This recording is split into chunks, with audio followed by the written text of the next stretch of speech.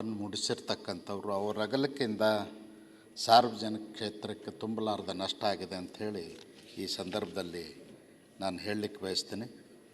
ಅದೇ ರೀತಿಯಾಗಿ ಶ್ರೀಮತಿ ರೇಣುಕಾ ರಾಜೇಂದ್ರನ್ರವರು, ಜಯವಂತ್ರವರು ಮತ್ತು ಬಸಂತ ರೆಡ್ಡಿ ಪಾಟೀಲ್ರು, ಕೇಂದ್ರದ ಮಾಜಿ ಸಚಿವರಾಗಿರ್ತಕ್ಕಂಥ ಬೂಟಾ ಸಿಂಗ್ರವರು, ಸಾಮಾಜಿಕ ಕ್ಷೇತ್ರಗಳಲ್ಲಿ ಉದ್ಯಮಿಯಾಗಿ ಸಾಕಷ್ಟು ಕೊಡುಗೆಯನ್ನು ನೀಡಿರ್ತಕ್ಕಂಥ ಡಾಕ್ಟರ್ ಆರ್ ಎನ್ ಶೆಟ್ಟಿಯವರು, ಸಾಹಿತಿಗಳಾಗಿರ್ತಕ್ಕಂಥ ಬನ್ನಂಜೆ ಗೋವಿಂದಾಚಾರ್ಯರವರು, ಸಂತ ಶ್ರೀ ಹರ್ಷಾನಂದ ಸ್ವಾಮೀಜಿಯವರು, ವಿಜ್ಞಾನಿ ರೊದ್ದಂ ನರಸಿಂಹರವರು, ಇವರೆಲ್ಲರ ಕೊಡುಗೆ ಸಮಾಜಕ್ಕೆ ಅಪಾರವಾದಂಥದ್ದು. ಅವರೆಲ್ಲರೂ ಅಗಲಿಕೆಯಿಂದ ಸಮಾಜಕ್ಕೆ ತುಂಬಲಾರದ ನಷ್ಟ ಆಗಿದೆ. ಭಗವಂತನಲ್ಲಿ ನಾನು ಪ್ರಾರ್ಥನೆ ಮಾಡ್ತೇನೆ, ಅವರ ಆತ್ಮಕ್ಕೆ ಚಿರಶಾಂತಿಯನ್ನು ನೀಡಲಿ.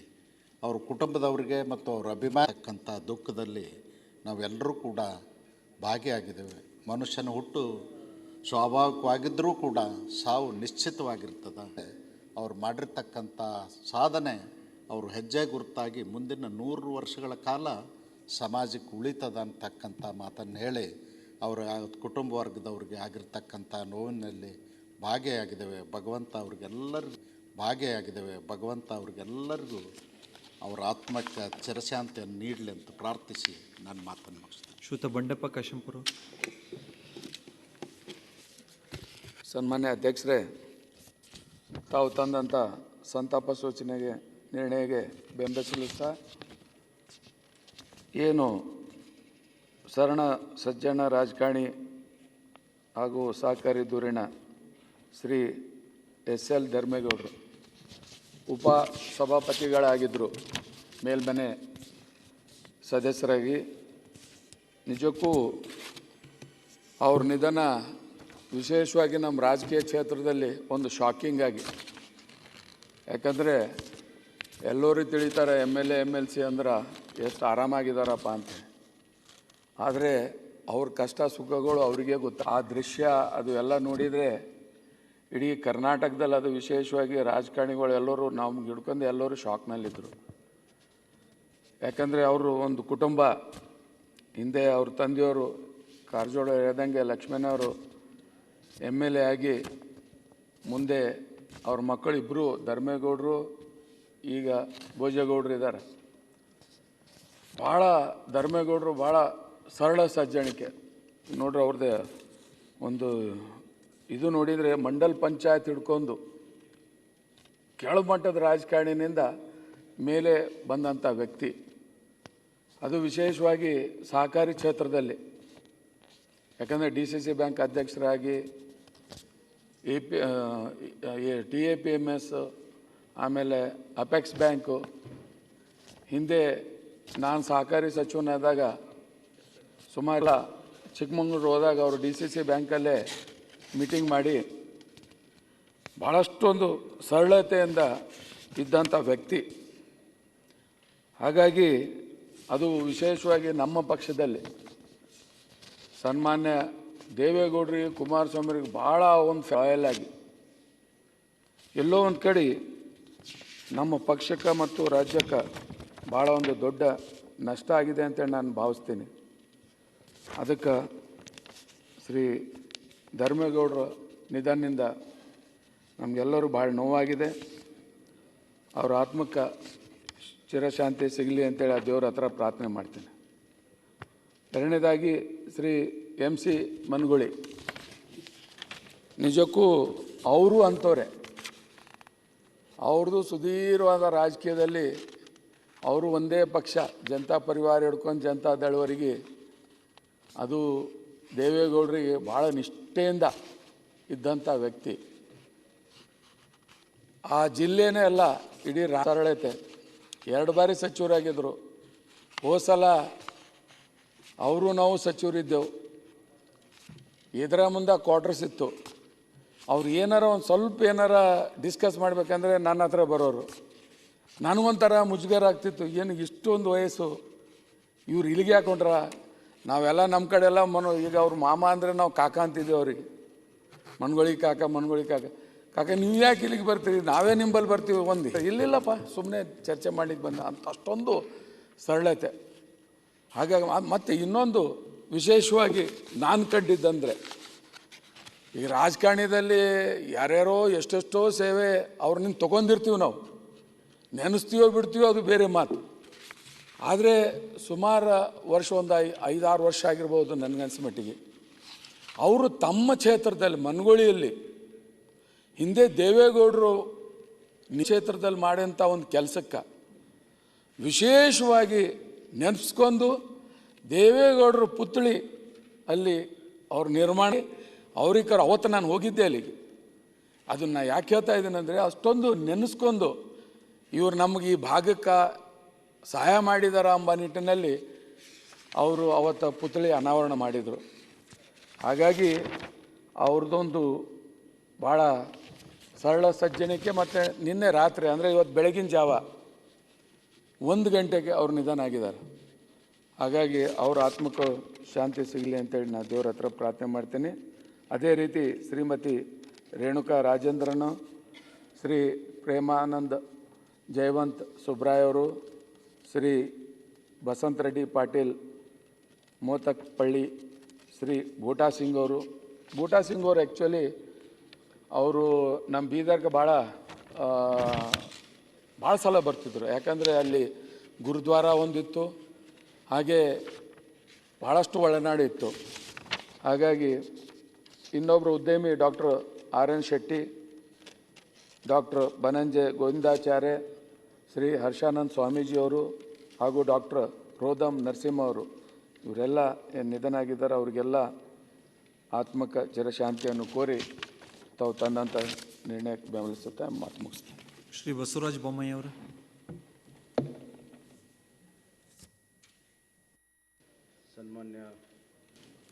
ಸನ್ಮಾನ್ಯ ಸಭಾಧ್ಯಕ್ಷರೇ, ತಾವು ತಂದಿರುವಂಥ ಈ ಸಂತಾಪ ಸೂಚನೆಗೆ ಧ್ವನಿಗೂಡಿಸುತ್ತಾ,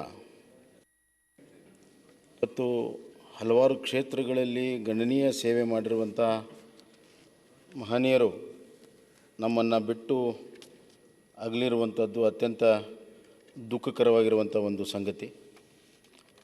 ಅವರು ಮಾಡಿರುವಂಥ ಸೇವೆಗಳನ್ನು ನೆನೆಸುವಂಥದ್ದು ಮತ್ತು ಸೇವೆಯ ಗುರುತಿಸಿ ಅವುಗಳನ್ನು ಅನುಕರಣೆ ಮಾಡುವಂಥದ್ದು ಬಹಳ ಮಹತ್ವದ್ದು ಅಂತ ನಾನು ಭಾವಿಸಿದ್ದೇನೆ. ಶ್ರೀ SL ಧರ್ಮೇಗೌಡರು ಅವರು ಕೂಡ ಒಂದು ರಾಜಕೀಯ ಮಂಥನದಿಂದ ಬಂದವರು. ಅವರ ತಂದೆ ಲಕ್ಷ್ಮಯ್ಯ ಅವರು ಸನ್ಮಾನ್ಯ ಲಕ್ಷ್ಮಯ್ಯ ಅವರು ಶಾಸಕರಾಗಿ ಹಲವಾರು ಸಂಘ ಸಂಸ್ಥೆಯಲ್ಲಿ ಕೆಲಸ ಮಾಡಿದಂಥ ನಿಷ್ಠುರವಾದಿ ಲಕ್ಷ್ಮಯ್ಯ ಅವರು ಮಕ್ಕಳನ್ನು ಅತ್ಯಂತ ಸುಸಂಸ್ಕೃತವಾಗಿ ಬೆಳೆಸಿದ್ದಾರೆ. ಅದರಲ್ಲಿ ಧರ್ಮೇಗೌಡರು ಭಾಳ ಮಿತವ್ಯಯ ಮಾತಿನವರು, ಭಾಳ ಸಂಭಾವಿತ ಸ್ವಭಾವದವರು. ಅವರು ಸಹಕಾರಿ ರಂಗದಲ್ಲಿ ಅತ್ಯಂತ ಉನ್ನತ ಸ್ಥಾನವನ್ನು ಪಡೆದಂಥವ್ರು. ರಾಷ್ಟ್ರ ಮಟ್ಟದ ಸಹಕಾರಿ ಸಂಸ್ಥೆಗಳಾದಂಥ NCDC, ಕ್ರಿಬ್ಕೋ, ಹಲವಾರು ಸಂಸ್ಥೆಗಳಲ್ಲಿ ಕರ್ನಾಟಕದಿಂದ ಪ್ರತಿನಿಧಿಸುವಂಥ ಕೆಲವರಲ್ಲಿ ಧರ್ಮೇಗೌಡರು ಕೂಡ ಒಬ್ಬರಿದ್ದರು ಅನ್ನೋದನ್ನು ನಾವು ಹೇಳೋಕ್ಕೆ ಇಚ್ಛೆಪಡ್ತೇನೆ. ಅದೇ ರೀತಿ ಜಿಲ್ಲೆ ಮತ್ತು ರಾಜ್ಯ ಮಟ್ಟದ ಸಂಸ್ಥೆಗಳಲ್ಲೂ ಕೂಡ ನಿರಂತರವಾಗಿ ಚುನಾಯಿತರಾಗಿ ಬಂದಂಥವ್ರು. ಅದರ ಜೊತೆಗೆ ಅವರು 2004ರಲ್ಲಿ ವಿಧಾನಸಭೆಗೆ ಆಯ್ಕೆ ಬಂದರು. ಮಾಜಿ ಪ್ರಧಾನಿಯಾದಂಥ ದೇವೇಗೌಡರ ಕುಟುಂಬ ಜೊತೆಗೆ ಭಾಳ ಅನ್ಯೋನ್ಯವಾದಂಥ ಸಂಬಂಧ ಅವರವ್ರ ಸೋದರು ಇಟ್ಕೊಂಡಿದ್ದರು. ಅವರು ಎಲ್ಲರ ಜೊತೆಗೂ ಬೆರೆತು ಎಲ್ಲರ ಜೊತೆಗೆ ಸ್ನೇಹವನ್ನು ಪಡ್ಕೊಂಡಿದ್ದರು. ಉಪಸಭಾಪತಿಗಳಾಗಿ ಭಾಳಷ್ಟು ಹೆಸರನ್ನು ಕೂಡ ಗಳಿಸಿದ್ರು. ಚಿಕ್ಕಮಗಳೂರು ಜಿಲ್ಲೆಯಲ್ಲಿ ಪ್ರಖ್ಯಾತರಾಗಿದ್ದರು. ಅಂಥ ಒಬ್ಬ ಸಹಕಾರಿ ಧುರೀಣ, ಸರಳ ಸಜ್ಜನ ರಾಜಕಾರಣಿಯನ್ನು ನಾವು ಇವತ್ತು ಕಳೆದುಕೊಂಡಿದ್ದೇವೆ. ಶ್ರೀ ಮಲ್ಲಪ್ಪ ಚನ್ನವೀರಪ್ಪ ಮನಗೊಳಿಯವರು ಈಗಾಗಲೇ ಕಾರಜೋಳವರು ಮತ್ತು ನಮ್ಮ ಸ್ನೇಹಿತರು ಮಾತನಾಡ್ದಂಗೆ ಅವರು ಕೆಲವ್ರಿಗೆ ಮಾಮ ಆಗಿದ್ದರು, ಕೆಲವ್ರು ಕಾಕ ಆಗಿದ್ದರು. ಅವರು ನನಗಿನ್ನೂ ನೆನಪಿದೆ, 94ರಲ್ಲಿ ಶಾಸಕರಾಗಿದ್ದರು ಮತ್ತು ಸಚಿವರಾಗಿದ್ದರು. ಅವರು ಪ್ರಥಮ ಬಾರಿಗೆ ತಾವು ಮಾಡಿರುವಂಥ ಸಾಧನೆಗಳನ್ನು ಪತ್ರಿಕೆ ಇಡೀ ಒಂದು ಫುಲ್ ಪೇಜ್ ಮಾಡಿದ್ದನ್ನು ಲಿಸ್ಟ್ ಮಾಡಿ ಅಡ್ವರ್ಟೈಸ್ಮೆಂಟ್ ಕೊಟ್ಟಿದ್ದರು. ಬಹುತೇಕವಾಗಿ 90ರ ದಶಕದಲ್ಲಿ ಆ ಥರ ಕೆಲಸವನ್ನು ಮಾಡಿ ಒಂದು ಪೇಜ್ ಫುಲ್ ಆಗುವಷ್ಟು ಕೆಲಸಗಳನ್ನು ಮಾಡಿ ಅದನ್ನು ಅಡ್ವರ್ಟೈಸ್ಮೆಂಟ್ ಕೊಟ್ಟಂಥ ಪ್ರಥಮ ಶಾಸಕರು ಅಂತ ನನಗೆ ಅನ್ನಿಸ್ತಾ ಇದೆ. ಅಷ್ಟು ಕೆಲಸವನ್ನು ಮಾಡಿದರು. ಆಮೇಲೆ ಸೋಲು ಉಂಟಾದರೂ ಕೂಡ ಛಲ ಬಿಟ್ಟಿರಲಿಲ್ಲ. ಸತತವಾಗಿ ಸ್ಪರ್ಧೆಯನ್ನು ಮಾಡ್ತಾಯಿದ್ರು. ಇತ್ತೀಚೆಗೆ ಅವರು ಹಲವಾರು ವರ್ಷ ಕಾಲಿಗೆ ಚಪ್ಪಲಿನ ಹಾಕ್ಕೊಂಡಿರಲಿಲ್ಲ. ಅವರು ಎಲ್ಲಿ ಹೋದರೂ ಕೂಡ ಬರಿಗಾಲಿನಲ್ಲೇ ನಡೀತಾಯಿದ್ರು. ನಾನು ವಿಧಾನಸಭೆ ಪ್ರವೇಶ ಮಾಡೋವರೆಗೂ ನಾನು ಚಪ್ಪಲಿ ಹಾಕ್ಕೊಳ್ಳಲ್ಲ ಅನ್ನುವಂಥ ಒಂದು ಸಂಕಲ್ಪ ಇತ್ತು ಅವ್ರಿಗೆ. ಈಗಾಗಲೇ ಹೇಳಿದಂತೆ ದೇವೇಗೌಡರ ಒಂದು ಮೂರ್ತಿಯನ್ನು ಕೂಡ ಅವರು ಸ್ಥಾಪನೆ ಮಾಡಿದ್ದರು. ಇವತ್ತು ಅವರ ಸರಳ ಸಜ್ಜನಿಕೆಯ ಒಂದು ಆ ಕಾಲ ಮತ್ತು ಆ ಪೀಳಿಗೆಯ ರಾಜಕಾರಣಿಗಳ ಕೊರತೆ ಆಗುತ್ತಿರುವಂಥ ಈ ಸಂದರ್ಭದಲ್ಲಿ ನಾವು ಅವರ ವ್ಯಕ್ತಿತ್ವವನ್ನು ನೆನೆಸ್ಕೊಳ್ಳುವಂಥದ್ದು ಬಹಳ ಉಚಿತ. ಅವರ ಗುಣಗಾನ ಮಾಡೋದ್ರ ಜೊತೆಗೆ ಅನುಕರಣೆ ಮಾಡುವಂಥದ್ದು ಕೂಡ ಅಷ್ಟೇ ಅವಶ್ಯಕತೆ ಇದೆ ಅನ್ನುವಂಥ ಮಾತನ್ನು ಕೂಡ ನಾನು ಹೇಳಕ್ಕೆ ಇಚ್ಛೆಪಡ್ತೀನಿ. ಇನ್ನು ಶ್ರೀಮತಿ ರೇಣುಕಾ ರಾಜೇಂದ್ರನ್ ಅವರು ಕೂಡ 70ರ ದಶಕದಲ್ಲಿ ಮತ್ತು 80ರ ದಶಕದಲ್ಲಿ ಭಾಳ ಜನಪ್ರಿಯ ಶಾಸಕರು ಮತ್ತು ಮಂತ್ರಿಗಳಾಗಿದ್ದರು. ಆ ಕಾಲದಲ್ಲಿ ಮಹಿಳೆಯರು ಶಾಸಕರಾಗೋದು ಭಾಳ ವಿರಳ. ಅಂಥ ಸಂದರ್ಭದಲ್ಲಿ ಅವರು ಚಿಕ್ಕಬಳ್ಳಾಪುರ ಮತ್ತು ಬಾಗೇಪಲ್ಲಿಯಲ್ಲಿ ಆಯ್ಕೆಯಾಗಿ ತಮ್ಮ ಕೆಲಸ ಕಾರ್ಯಗಳನ್ನು ಮಾಡಿದ್ದಾರೆ. ಅವರು ಸದಾಕಾಲ ದೀನ ದಲಿತರ ಬಗ್ಗೆ ಕೆಲಸ ಮಾಡಿರುವಂಥದ್ದು ಇನ್ನೂ ಕೂಡ ಅಚ್ಚಳಿಯದೆ ಉಳಿದಿದೆ. ಅದೇ ರೀತಿ ನಮ್ಮ ಭಾಗದಲ್ಲಿ ಪ್ರೇಮಾನಂದ ಜಯವಂತ್ ಸುಬ್ರಾಯರು ಅವರು ಸಿರ್ಸಿಯಲ್ಲಿ ಜನಿಸಿದ್ದು. ಅವರು ಹಲವಾರು ಸಂಘ ಸಂಸ್ಥೆಗಳನ್ನು ಕಟ್ಟಿದರು ಮತ್ತು ಅವರು ವಿಧಾನಸಭೆಗೆ 94ರಲ್ಲಿ 10ನೇ ವಿಧಾನಸಭೆಯಲ್ಲಿ ಆಯ್ಕೆಯಾಗಿದ್ದರು, ಮಂತ್ರಿಗಳಾಗಿದ್ದರು. ಅವರ ಸೇವೆಯನ್ನು ನೆನೆಸ್ಕೊಳ್ಳುತ್ತಾ ಬಸವಂತ ರೆಡ್ಡಿ ಪಾಟೀಲ್ ಮೊತಕ್ಪಲ್ಲಿ ಅವರು ಜಿಲ್ಲಾ ಪಂಚಾಯತಿ ಸದಸ್ಯರಾಗಿ ಹಾಗೂ ವಿಧಾನಸಭೆಯ ಸದಸ್ಯರಾಗಿ ಮಾಡಿರುವಂಥ ಸೇವೆ ಮತ್ತು ಅವರು ರಾಜಕೀಯವಾಗಿ ಬಹಳಷ್ಟು ಎಲ್ಲ ಸಮಾಜವನ್ನು ಒಗ್ಗೂಡಿಸುವಂಥ ಕೆಲಸದಲ್ಲಿ ಭಾಳ ಪರಿಣಿತರಾಗಿದ್ದರು ಅನ್ನುವಂಥದ್ದು ಭಾಳ ಮುಖ್ಯ. ಬೂಟಾ ಸಿಂಗ್ ಅವರು ಇಂದಿರಾ ಗಾಂಧಿ ಅವರಿಗೆ ಹತ್ತಿರ ಇರುವಂಥ ಒಬ್ಬ ನಾಯಕರು, SC ಸಮುದಾಯದಿಂದ ಬಂದವರು. ಬೂಟಾ ಸಿಂಗ್ ಅವರು ಹಲವಾರು ಬಾರಿ ಲೋಕಸಭೆಗೆ ಆಯ್ಕೆಯಾಗಿದ್ದಾರೆ, ರಾಜಸ್ಥಾನದಿಂದ ಆಯ್ಕೆಯಾಗಿದ್ದಾರೆ, ಪಂಜಾಬ್ದಿಂದ. ಅದರ ಜೊತೆಗೆ ಒಂದು ವಿಶೇಷ ಏನು ಅಂದರೆ ಬೂಟಾ ಸಿಂಗ್ ಅವ್ರಿಗೆ ಕರ್ನಾಟಕಕ್ಕೆ ಭಾಳ ಹತ್ತಿರದ ಒಂದು ಸಂಬಂಧ. ಬೂಟಾ ಸಿಂಗ್ ಅವರು ನಮ್ಮ ಮಹಾದೇವ್ ಹೊರಟ್ಟಿ ಅಂತಿದ್ರು, ಈ ಬಸವರಾಜ ಹೊರಟ್ಟಿ ಅಲ್ಲ, ಮಹಾದೇವ್ ಹೊರಟ್ಟಿ ಅಂತಿದ್ರು. ಅವರು ಈ ಬಸವ ಕಲ್ಯಾಣದಿಂದ ಜಾಥಾ ಪ್ರತಿ ವರ್ಷ ಮಾಡ್ತಿದ್ರು. ಆ ಜಾಥಾವನ್ನು ಉದ್ಘಾಟನೆ ಮಾಡಲು ಅದಕ್ಕೆ ಬೀದರ್ಗೆ ಬರ್ತಾಯಿದ್ರು ಅಂತ ಹೇಳ್ತಾರೆ. ಆ ಜಾಥಾವನ್ನು ನಿರಂತರವಾಗಿ ಹಲವಾರು ವರ್ಷ ಬೂಟಾ ಸಿಂಗ್ ಅವರೇ ಬಂದು ಉದ್ಘಾಟನೆಯನ್ನು ಮಾಡಿ ಆ ಜಾಥಾಗುಂಟ ಹಲವಾರು ಕರ್ನಾಟಕದ ಭಾಗದಲ್ಲಿ ಸುತ್ತಿದ್ದು ಪ್ರಖ್ಯಾತಿಯಾಗಿದ್ದಂಥದ್ದು. ಬೂಟಾ ಕರ್ನಾಟಕದ ಒಂದು ಬಹಳ ಅನ್ಯೋನ್ಯವಾದಂಥ ಒಂದು ಸಂಬಂಧವನ್ನು ನೆನೆಸ್ಕೊಳ್ತೀವಿ. ಅವರು ಆ ಸಂದರ್ಭದಲ್ಲಿ ಭಾಳ ಪ್ರಭಾವಿ ರಾಜಕಾರಣಿಗಳಾಗಿದ್ದರು. RN ಶೆಟ್ಟರು ನಮಗೆಲ್ಲ ಗೊತ್ತಿದ್ದಂತೆ ಕೇವಲ ಕಾಂಟ್ರಾಕ್ಟರ್ ಆಗಿರಲಿಲ್ಲ, ಒಬ್ಬ ಶೈಕ್ಷಣಿಕ ಒಬ್ಬ ಸಂಸ್ಥೆಗಳ ಸಂಸ್ಥಾಪಕರಾಗಿ ಮತ್ತು ಹಲವಾರು ದೇವಸ್ಥಾನಗಳ ನಿರ್ಮಾಣ ಮಾಡೋದಕ್ಕೆ ಅವರು ಸಹಾಯ ಮಾಡಿದ್ದಾರೆ. ವಿಶೇಷವಾಗಿ ನಮ್ಮ ಭಾಗದಲ್ಲಿ ಹುಬ್ಬಳ್ಳಿ ಧಾರವಾಡ ಸುತ್ತಲಿರುವಂಥ ಎಲ್ಲ ಹಳ್ಳಿಗಳಲ್ಲಿ ಇವತ್ತು ಎಲ್ಲ ದೇವಸ್ಥಾನಗಳಿಗೆ ಸಹಾಯ ಮಾಡೋದು ಅಷ್ಟೇ ಅಲ್ಲ, ಅವರ ಟೈಲ್ಸ್ ಗೀಲ್ಸ್ ಎಲ್ಲ ಕೊಡುವಂಥದ್ದನ್ನು ಇವತ್ತಿಗೂ ಕೂಡ ಹಳ್ಳಿಯಲ್ಲಿ ಜನ ನೆನೆಸ್ತಾರೆ. ಮುರುಡೇಶ್ವರದಲ್ಲಿ ಭಾಳ ದೊಡ್ಡ ದೇವಸ್ಥಾನವನ್ನು ನಿರ್ಮಾಣ ಮಾಡಿದ್ದಾರೆ, ಆ ಬೀಚ್ಗಳನ್ನು ಅಭಿವೃದ್ಧಿ ಮಾಡಿದ್ದಾರೆ, ಶಿಕ್ಷಣ ಸಂಸ್ಥೆಗಳನ್ನು ಮಾಡಿದ್ದಾರೆ, ಉದ್ಯೋಗಗಳನ್ನು ಮಾಡಿದ್ದಾರೆ. ಬೆಂಗಳೂರಿನಲ್ಲೂ ಕೂಡ ಹಲವಾರು ಉದ್ಯೋಗ ಮತ್ತು ಇಂಜಿನಿಯರಿಂಗ್ ಕಾಲೇಜ್ ಕೂಡ ಮಾಡಿದ್ದಾರೆ ಮತ್ತು ದಾನಿಗಳಾಗಿದ್ದರು. ಹೀಗಾಗಿ ಒಬ್ಬ ಶ್ರೇಷ್ಠ ಶಿಕ್ಷಣ ತಜ್ಞ ದಾನಿಯನ್ನು ಇವತ್ತು ಕಳ್ಕೊಂಡಿದೆ. ಅದೇ ರೀತಿ ಬನಂಜಯ ಗೋವಿಂದಾಚಾರ್ಯ ಅವರು ಉಡುಪಿಯವರು ಮತ್ತು ಅವರು ರಾಮಾಯಣ ಇದನ್ನು ಸುಮಾರು 26,000 ಗಂಟೆ ಹೆಚ್ಚು ಉಪನ್ಯಾಸ ಮಾಡಿದ್ದಾರೆ. ಅದೇ ಒಂದು ಭಾಳ ಒಂದು ದೊಡ್ಡ ಸಾಧನೆ ಅಂತ ಹೇಳಕ್ಕೆ ಇಚ್ಛಪಡ್ತೇನೆ. ಇವತ್ತು ಅವರು ನಮ್ಮನ್ನು ಅಗಲಿದ್ದಾರೆ. ಶ್ರೀ ಹರ್ಷಾನಂದ ಸ್ವಾಮೀಜಿಯವರು ಆಧ್ಯಾತ್ಮಿಕವಾಗಿ ಬಹಳ ದೊಡ್ಡ ಒಂದು ಪ್ರಖ್ಯಾತವಾದಂಥ ಎನ್ಸೈಕ್ಲೋಪೀಡಿಯಾ ಅವರು ಆಫ್ ಹಿಂದೂಯಿಸಮ್ ಅನ್ನೋದನ್ನು ಬರೆದಿದ್ದಾರೆ.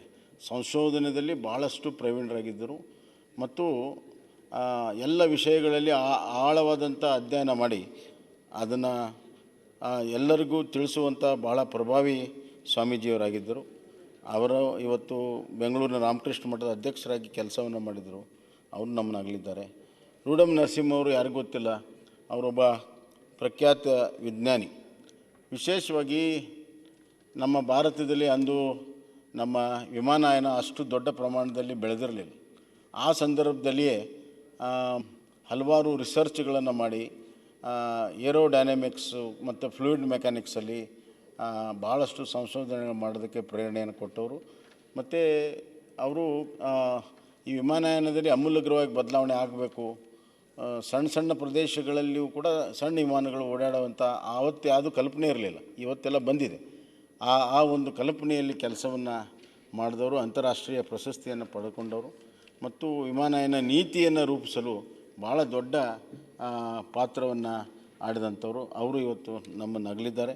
ಈ ಎಲ್ಲ ಮಹನೀಯರು ವಿವಿಧ ಕ್ಷೇತ್ರದಲ್ಲಿ, ಪ್ರತಿಯೊಂದು ಕ್ಷೇತ್ರದಲ್ಲಿ ಸೇವೆಯಿಂದ ಭಾರತ ಕನ್ನಡ ನಾಡು ಇವತ್ತು ಶ್ರೀಮಂತವಾಗಿದೆ. ಅವರ ಕೊಡುಗೆಯನ್ನು, ಅವರ ಒಂದು ಕಾಂಟ್ರಿಬ್ಯೂಷನನ್ನು ನೆನಪು ಮಾಡಿಕೊಳ್ಳುತ್ತಾ, ಅವರ ಸೇವೆಯನ್ನು ನೆನಪು ಮಾಡಿಕೊಳ್ಳುತ್ತಾ ಅವರಿಗೆ ಸಂತಾಪ ಸೂಚಿಸಿ ಈ ಎಲ್ಲ ಕುಟುಂಬಗಳ ವರ್ಗಕ್ಕೆ ಈ ದುಃಖವನ್ನು ಭರಿಸುವಂಥ ಶಕ್ತಿ ಭಗವಂತ ಕೊಡಲಿ ಎಂದು ಕೇಳಿಕೊಂಡು ತಾವು ತಂದಂಥ ಸಂತಾಪ ಸೂಚನೆಗೆ ಬೆಂಬಲಿಸುತ್ತಾ ನನ್ನ ಮಾತನ್ನು ಮುಗಿಸ್ತೇನೆ. ಧನ್ಯವಾದ. ಡಾಕ್ಟರ್ ಅನ್ನದಾನಿ.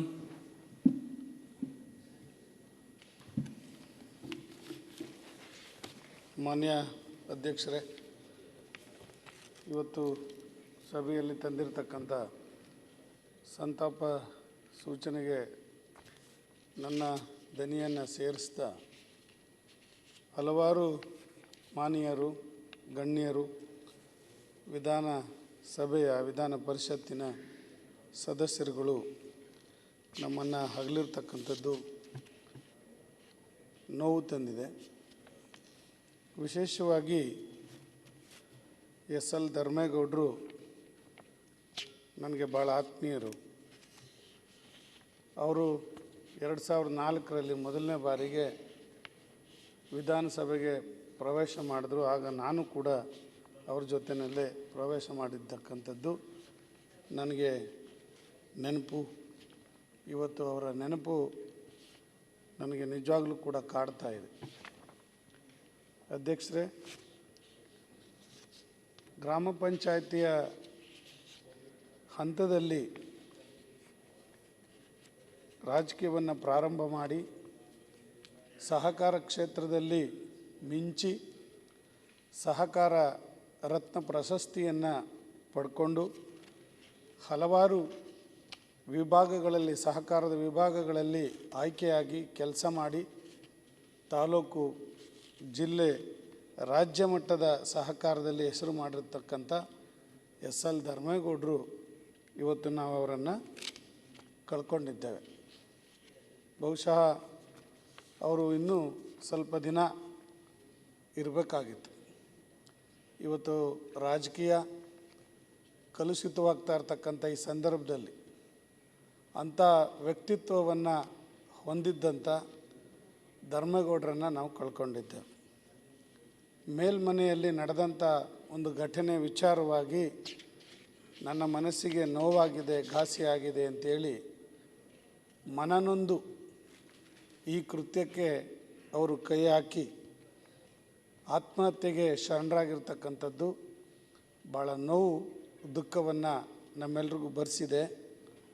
ಬಹುಶಃ ಇಂಥ ದುರಂತ ಮುಂದಿನ ದಿನಗಳಲ್ಲಿ ಯಾರಿಗೂ ಕೂಡ ಆಗದೇ ಇರಲಿ, ಬರದೇ ಇರಲಿ ಅಂತಕ್ಕಂಥದ್ದು ನನ್ನ ಒಂದು ಅನಿಸಿಕೆ.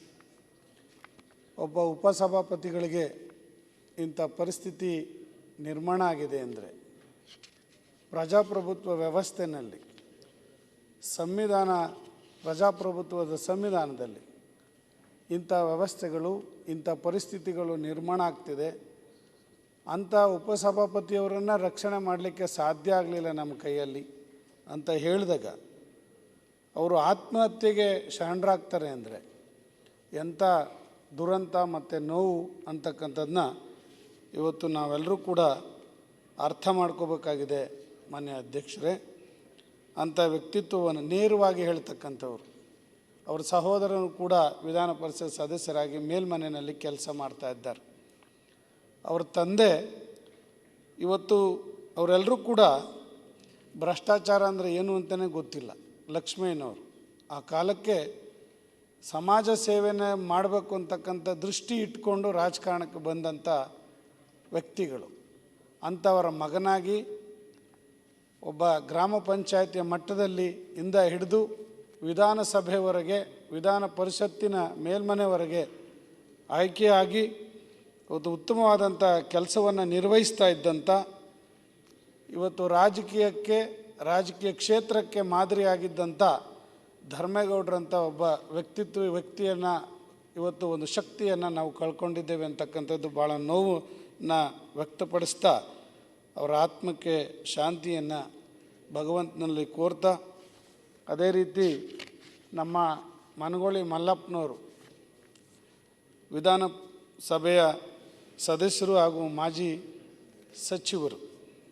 ಅವರು ನನಗೆ ಹಿರಿಯರಾಗಿದ್ದರೂ ಕೂಡ ನನಗೆ ಅವ್ರ ಜೊತೇಲಿ ಮಾತನಾಡುವಾಗ ಹಿರಿಯರು ಅಂತಲೇ ಅನ್ನಿಸ್ತಾ ಇರಲಿಲ್ಲ. ಒಂಥರ ವಿಶ್ವಾಸದಲ್ಲಿ ಬಹಳ ಎತ್ತಿದ ಕೈ. ನನ್ನ ಒಂದು ರೀತಿ ತಮ್ಮನ ದೃಷ್ಟಿಯಿಂದ ಯಾವಾಗಲೂ ಕೂಡ ಮಾತನಾಡೋರು ನನ್ನ ಜೊತೇಲಿ. 2013ರಲ್ಲಿ ನಾನು 538 ಮತದ ಅಂತರದಿಂದ ಸೋತೆ. ಅವರು 700 ಮತಗಳ ಅಂತರದಿಂದ ಸೋತರು. ನಾನು ಮತ್ತು ಅವರಿಬ್ಬರು ಕೂಡ ಕೋರ್ಟ್ಗೆ ಹೋದ್ವಿ ಪುನಃ ಮರು ಎಣಿಕೆಗಾಗಿ. ಅವ್ರಿಗೆ ನನಗೆ ಇಬ್ಬರಿಗೂ ಕೂಡ ಒಬ್ಬರೇ ಅಡ್ವೊಕೇಟು. ನಾವಿಬ್ಬರು ಕೂಡ 3 ವರ್ಷ ಹೋರಾಟ ಮಾಡಿದ್ವಿ. ಆಗ ಅವ್ರ ಜೊತೆ ಒಡನಾಟ ನನಗೆ ಹೆಚ್ಚು. ಅವರು ಕೂಡ ಕೋರ್ಟಿಗೆ ಬರ್ತಾಯಿದ್ರು. ಆಗ ಒಂದು ಮಾತು ಕೇಳಿದ್ರು, ನೀನೇನು ಓದಿದೀಯಾ ಅಂತ ಕೇಳಿದ್ರು. ಆ ಸಂದರ್ಭದಲ್ಲಿ ನಾನು MA PhD ಓದಿದ್ದೀನಿ ಗುರುಗಳೇ ಅಂತ ಅಂದೆ. ನಿನಗೆ ಯಾಕಪ್ಪ ಬೇಕು ಈ ಕ್ಷೇತ್ರ, ರಾಜಕೀಯ ಕ್ಷೇತ್ರ, ಎಲ್ಲಾದರೂ ಪ್ರೊಫೆಸರ್ ಆಗಿರಬೇಕಾಗಿತ್ತು, ನೀನು ಇಷ್ಟೊಂದು ಓದ್ಕೊಂಡು ಯಾಕೆ ಬಂದಿದೆಯಾ?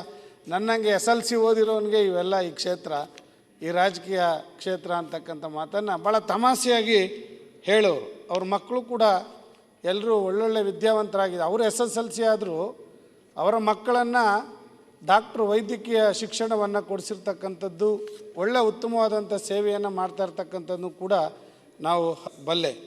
ಹಾಗಾಗಿ ಉತ್ತಮ ಸಮಾಜ ಸೇವೆಯನ್ನು ಮಾಡಿಕೊಂಡು ನೀರಾವರಿಯಲ್ಲಿ ಉತ್ತಮವಾದಂಥ ಕೆಲಸವನ್ನು ಮಾಡಿ ಇವತ್ತು ನಮ್ಮ ಆದರ್ಶರಾಗಿದ್ದಾರೆ ಅಂತಕ್ಕಂಥದ್ದು ಭಾಳ ಹೆಮ್ಮೆಯ ವಿಷಯ. ಇನ್ನು ಬೇರೆ ಕ್ಷೇತ್ರದಲ್ಲಿ ಹಲವಾರು ಗಣ್ಯರು ಉತ್ತಮ ರೀತಿಯಲ್ಲಿ ಕೆಲಸವನ್ನು ಮಾಡಿದ್ದಾರೆ. ಅವರೆಲ್ಲರಿಗೂ ಕೂಡ ಅವರ ಕುಟುಂಬಕ್ಕೆ ಭಗವಂತ ಆ ಶಕ್ತಿಯನ್ನು ಬರೆಸ್ತಕ್ಕಂಥದ್ದನ್ನ ಕೊಡಲಿ ಅಂತ ಹೇಳಿ ನನ್ನ ಮಾತನ್ನು ಮುಗಿಸ್ತೀನಿ. ನಮಸ್ಕಾರ. ಇನ್ನೂ ಕೆಲವು ಸದಸ್ಯರು ಮಾತನಾಡೋದಕ್ಕೆ ಅಪೇಕ್ಷಿಸಿದ್ದಾರೆ. ಆದರೆ ಕಾಲಮಿತಿಯೊಂದಿಗೆ ಮಾತಾಡಬೇಕು ಅಂತ ನಾನು ಕೇಳ್ಕೊಳ್ತೀನಿ. ಈಗಾಗಲೇ ಯಾರು ನನಗೆ ಮಾತಾಡ್ತೀವಿ ಅಂತ ಹೇಳಿದಾರೋ ಅವರಿಗೆ ಅವಕಾಶ ಕೊಡ್ತಿದ್ದೀನಿ. ಶ್ರೀಯುತ ರಾಜ್ಕುಮಾರ್ ಪಾಟೀಲ್.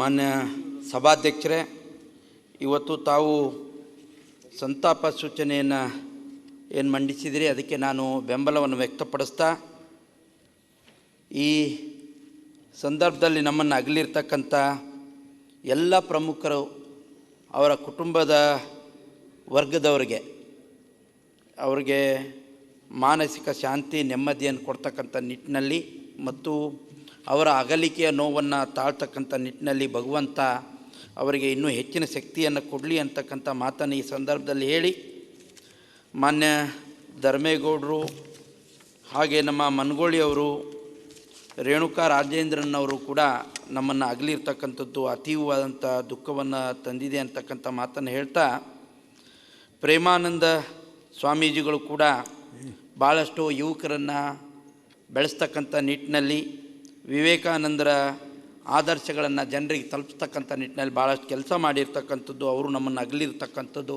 ಹರ್ಷಾನಂದ ಸ್ವಾಮೀಜಿಗಳು.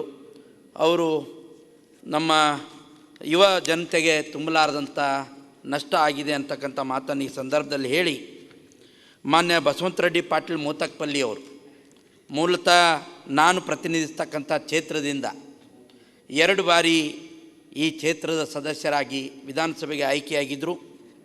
ಭಾಳ ಸರಳ ಸಜ್ಜನಿಕೆಗೆ ಹೆಸರುವಾಸಿಯಾದಂಥ ಅವರು ಸದಾ ಜನಾನುರಾಗಿಯಾಗಿ ಕೆಲಸ ಮಾಡ್ತಕ್ಕಂಥವ್ರು. ಅವರು ಭಾಳ ಅತ್ಯಂತ ಮಧ್ಯಮ ವರ್ಗದ ಕುಟುಂಬದಿಂದ ಬೆಳೆದು ಬಂದಂಥವ್ರು. ಆದರೂ ಕೂಡ ಸಾಮಾನ್ಯ ಜನರೊತ್ತಿಗೆ ಭಾಳಷ್ಟು ಬೆರೀತಕ್ಕಂಥವ್ರು. ಅವರು ಭಾಳಷ್ಟು ಸಲ ಶಾಸಕರಾಗಿ ಇದ್ದಾಗಲೂ ಕೂಡ ಸರ್ಕಾರಿ ಬಸ್ಸುಗಳ ಮುಖಾಂತರ ಪ್ರವಾಸ ಮಾಡ್ತಾಯಿದ್ರು. ಅದು ಇಡೀ ರಾಜ್ಯಕ್ಕೇ ಒಂದು ಮಾದರಿಯಾಗಿರ್ತಕ್ಕಂಥ ಶಾಸಕರಾಗಿ ಅವರು ತಮ್ಮನ್ನು ತಾವು ಗುರುತಿಸ್ಕೊಂಡಿದ್ದರು.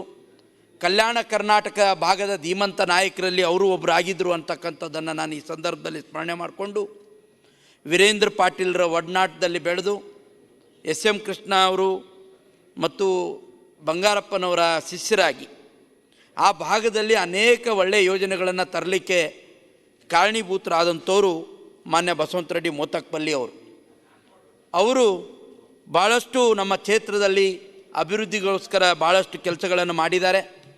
2 ಬಾರಿ ಕಾಂಗ್ರೆಸ್ನಿಂದ ಈ ಸದಸ್ಯರಾಗಿ ಚುನಾಯಿತರಾಗಿದ್ದರು.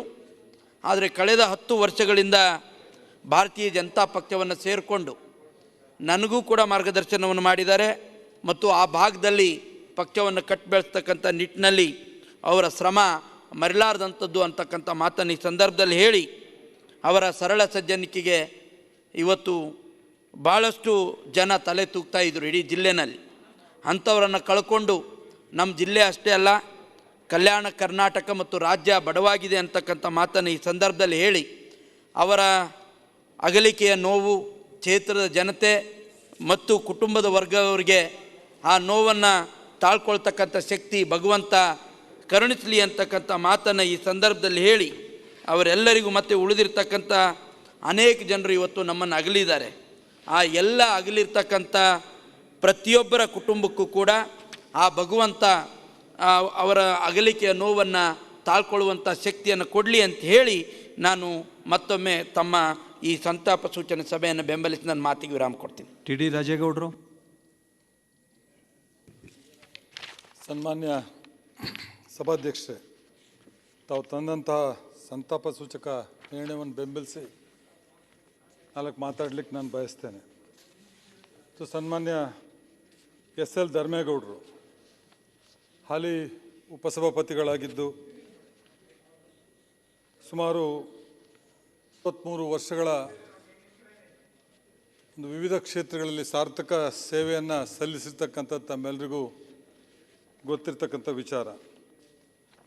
ಅವರು ಸಕ್ರಾಪಟ್ಟಣದ ಸರ್ಪನಹಳ್ಳಿ ಗ್ರಾಮದಲ್ಲಿ ಜನಿಸಿ ಮಂಡಲ್ ಪಂಚಾಯಿತಿಯ ಸದಸ್ಯರಾಗಿ, ಮಂಡಲ್ ಪಂಚಾಯಿತಿಯ ಪ್ರಧಾನರಾಗಿ, ಹಾಗೆಯೇ ನನ್ನ ಜೊತೆ ಜಿಲ್ಲಾ ಪರಿಷತ್ತಿನ ಸದಸ್ಯರಾಗಿ ಶಿಕ್ಷಣ ಮತ್ತು ಆರೋಗ್ಯ ಸ್ಥಾಯಿ ಸಮಿತಿಯ ಅಧ್ಯಕ್ಷರಾಗಿ ಸೇವೆ ಸಲ್ಲಿಸ್ತಕ್ಕಂಥದ್ದನ್ನು ನಾನು ಕಣ್ಣಾರೆ ಕಂಡಿದ್ದೇನೆ. ಅದೇ ರೀತಿ ಅವರು ಸಹಕಾರಿ ಕ್ಷೇತ್ರದಲ್ಲಿ, ಅವರು ರಾಜಕೀಯ ಕ್ಷೇತ್ರಕ್ಕಿಂತ ಸಹಕಾರಿ ಕ್ಷೇತ್ರದಲ್ಲಿ ಅತಿ ಹೆಚ್ಚು ಸಾಧನೆಗಳಲ್ಲಿ ಮಾಡಿರ್ತಕ್ಕಂಥದ್ದನ್ನು ಕೂಡ ನಾನು ಆ ಜಿಲ್ಲೆಯ ಸ್ನೇಹಿತನಾಗಿ ನಾನು ಪ್ರತ್ಯಕ್ಷವಾಗಿ ನಾನು ನೋಡಿದ್ದೇನೆ. ಸನ್ಮಾನ್ಯ ಸಭಾಧ್ಯಕ್ಷರೇ, TAPCMSನ ಸದಸ್ಯರಾಗಿ, ಅಧ್ಯಕ್ಷರಾಗಿ, PCRD ಬ್ಯಾಂಕ್ನ ನಿರ್ದೇಶಕರಾಗಿ, ಹಾಲು ಒಕ್ಕೂಟದ ಹಾಸನದ ಅಧ್ಯಕ್ಷರಾಗಿ, ಮಿಲ್ಕ್ ಫೆಡರೇಷನ್ ಹಾಗೂ ಅಪೆಕ್ಸ್ ಬ್ಯಾಂಕಿನ ನಿರ್ದೇಶಕರಾಗಿ, ಉಪಾಧ್ಯಕ್ಷರಾಗಿ ಸೇವೆ ಸಲ್ಲಿಸತಕ್ಕಂಥದ್ದನ್ನು ಕೂಡ ನಾವು ಗಮನಿಸಿದ್ದೇವೆ. ಇವರು ಬರೀ ರಾಜ್ಯ ಮಟ್ಟದಲ್ಲ ಸನ್ಮಾನ್ಯ ಸಭಾಧ್ಯಕ್ಷರೇ, ರಾಷ್ಟ್ರೀಯ ಕ್ರಿಪ್ಕೋ, ನಾಫೆಡ್, NCDC, IPCLನಂತಹ ಅನೇಕ ಸಂಸ್ಥೆಗಳಲ್ಲಿ ಅವರು ಅತ್ಯಂತ ಪ್ರಾಮಾಣಿಕವಾಗಿ ಸೇವೆ ಸಲ್ಲಿಸ್ತಕ್ಕಂಥದ್ದನ್ನು ಕೂಡ ನಾವು ಗಮನಿಸಿದ್ದೇವೆ. ಸುಮಾರು 2001ರಿಂದ 2004ನೇ ಇಸ್ವಿಯವರೆಗೂ ಇಡೀ ರಾಜ್ಯ ಅತ್ಯಂತ ಬರಗಾಲದಲ್ಲಿ, ವಿಶೇಷವಾಗಿ ಚಿಕ್ಕಮಗಳೂರು ಪ್ರಮುಖವಾಗಿ ಕಾಫಿ ಬೆಳೆ ಆಧಾರಿತ ಪ್ರದೇಶ. ಆ ಸಂದರ್ಭದಲ್ಲಿ ಬೆಲೆ ಕುಸಿತ ಮತ್ತು ಹವಾಮಾನ ವೈಪರೀತ್ಯವಾಗಿ ಅನೇಕ ನಷ್ಟಗಳಿಗೆ ಆ ಭಾಗದ ರೈತರು ಒಳಗಾಗಿದ್ದರು. ಆ ಸಂದರ್ಭದಲ್ಲಿ ವಿರೋಧ ಪಕ್ಷದ ನಾಯಕರಾದಂಥ ಸಿದ್ದರಾಮಯ್ಯನವರು ಹಣಕಾಸು ಸಚಿವರಾಗಿದ್ದರು. ಆ ಸಂದರ್ಭದಲ್ಲಿ ಕೇಂದ್ರದಲ್ಲಿ ವಿದರ್ಭ ಪ್ಯಾಕೇಜ್ ಘೋಷಣೆ ಆದಂಥ ಸಂದರ್ಭದಲ್ಲಿ ಅನೇಕ ಹೋರಾಟಗಳನ್ನು ಮಾಡಿ ಕಾಫಿ ಬೆಳೆಗಾರರಿಗೂ ಕೂಡ ಆ ಯೋಜನೆಯನ್ನು ತಂದುಕೊಟ್ಟಿದ್ರು. ಅವತ್ತು ಯಾವ ಪರಿಸ್ಥಿತಿ ಇತ್ತು, ಜಿಲ್ಲಾ ಸಹಕಾರಿ ಬ್ಯಾಂಕ್ ಆದ ಸನ್ಮಾನ್ಯ ಸಭಾಧ್ಯಕ್ಷೆ ಅಲ್ಲಿಯ ನೌಕರಿಗೆ ಸಂಬಳ ಕೊಡಲಿಕ್ಕೂ ಸಾಧ್ಯ ಆಗ್ತಿರಲಿಲ್ಲ. ಅಂಥ ಪರಿಸ್ಥಿತಿ ಮತ್ತು ಮುಚ್ಚೋಗ್ತಂತಕ್ಕಂಥ ಪರಿಸ್ಥಿತಿಯಲ್ಲಿದ್ದರು. ಆ ಸಂದರ್ಭದಲ್ಲಿ ಅವತ್ತು ವಿದರ್ಭ ಪ್ಯಾಕೇಜ್ ಇರ್ಬೋದು ಅಥವಾ ವೈದ್ಯನಾಥನ್ ವರದಿಯ ಮುಖಾಂತರ ಪುನಶ್ಚೇತನಗೊಳಿಸಿ ಇವತ್ತು ಸದೃಢ ಬ್ಯಾಂಕ್ ಆಗಿ ಹೊರಹೊಮ್ಮಲಿಕ್ಕೆ ಅವರು ಪ್ರಾಮಾಣಿಕ ಪ್ರಯತ್ನವನ್ನು ಮಾಡಿದ್ದಾರೆ ಸನ್ಮಾನ್ಯ ಸಭಾಧ್ಯಕ್ಷರೇ. ಇವತ್ತು ಅದೇ ರೀತಿ ವಿವಿಧ ಕ್ಷೇತ್ರಗಳಲ್ಲಿ ಸಲ್ಲಿಸಿದಂಥ ಅನೇಕ ಗಣ್ಯರು, ಯಾಕೆಂದರೆ ಸಾಕಷ್ಟು ಮುಖಂಡರು ಮಾತನಾಡಿರೋದು ಸಮಯ ಆಗಿರೋದ್ರಿಂದ ನಾನು ಹೆಚ್ಚು ಮಾತಾಡಲಿಕ್ಕೆ ಹೋಗೋದಿಲ್ಲ ಸನ್ಮಾನ್ಯ ಸಭಾಧ್ಯಕ್ಷರೇ. ರಾಜಕೀಯ ಕ್ಷೇತ್ರ ಇರ್ಬೋದು ಅಥವಾ ಧಾರ್ಮಿಕ ಕ್ಷೇತ್ರ ಇರ್ಬೋದು, ಸಾಹಿತ್ಯ, ಹಾಗೆಯೇ ಮಾಹಿತಿ ತಂತ್ರಜ್ಞಾನ, ಶಿಕ್ಷಣ, ಕೃಷಿ, ಅನೇಕ ಕ್ಷೇತ್ರಗಳಲ್ಲಿ ಸೇವೆ ಸಲ್ಲಿಸಿದಂಥ ಅನೇಕ ಗಣ್ಯರುಗಳನ್ನ ನಾವು ಕಳ್ಕೊಂಡಿದ್ದೇವೆ ಸನ್ಮಾನ್ಯ ಸಭಾಧ್ಯಕ್ಷರೇ. ಅವರ ಆತ್ಮಕ್ಕೆ ಚಿರಶಾಂತಿ ಸಿಗಲಿ. ಅದೇ ರೀತಿ ಅವರ ಕುಟುಂಬ ವರ್ಗದವರಿಗೆ ಕೂಡ ದುಃಖವನ್ನು ಭರಿಸ್ತಕ್ಕಂಥ ಶಕ್ತಿ ಎಲ್ಲ ಭಗವಂತರವರಿಗೆ ಕರುಣಿಸಲಿ ಅಂತಕ್ಕಂಥ ಮಾತನ್ನು ಹೇಳಿ, ಸನ್ಮಾನ್ಯ ಗೋವಿಂದ ಕಾರಜೋಳರವ್ರು ಹೇಳಿದ ಹಾಗೆ ಇವತ್ತು ಹುಟ್ಟು ಆಕಸ್ಮಿಕ, ಸಾವು ನಿಶ್ಚಿತ. ಹುಟ್ಟು ಸಾವಿನ ಮಧ್ಯೆ ನಾವೇನು ಕಾಯಕಗಳನ್ನು ಮಾಡ್ತೀವೋ ಅವು ಅವರನ್ನು ಜೀವಂತವಾಗಿ ಶಾಶ್ವತವಾಗಿ ಇಡ್ತಕ್ಕಂಥ ಕೆಲಸ ಆಗ್ತದೆ. ಹಾಗಾಗಿ ಹುಟ್ಟು ಸಾವಿನ ಮಧ್ಯೆ ಅವರು ಸೇವೆ ಸಲ್ಲಿಸಿರೋದಕ್ಕೆ ಇವತ್ತು ಇಂಥ ಒಂದು ಸಭೆಯಲ್ಲಿ ಅವರಿಗೆ ಸನ್ಮಾನ ಸೂಚಿಸ್ತಕ್ಕಂಥ ಕೆಲಸವನ್ನು ನಾವೆಲ್ಲರೂ ಸೇರಿ ಮಾಡ್ತಾಯಿದ್ವಿ. ಅದಕ್ಕೆ ತಮಗೆ ಧನ್ಯವಾದವನ್ನು ಸಮರ್ಪಣೆ ಮಾಡಿ ಮಾತಾಡಲಿಕ್ಕೆ ಅವಕಾಶ ಮಾಡಿಕೊಟ್ಟಿದ್ದಕ್ಕೆ ತಮಗೆ ನಮಸ್ಕಾರ ಮಾಡಿ ನಾನು ಮಾತು ಮುಗಿಸ್ತೇನೆ. ನಮಸ್ಕಾರ. ಶ್ರೀಮತಿ ಶಶಿಕಲಾ ಜೊಲ್ಲೆ.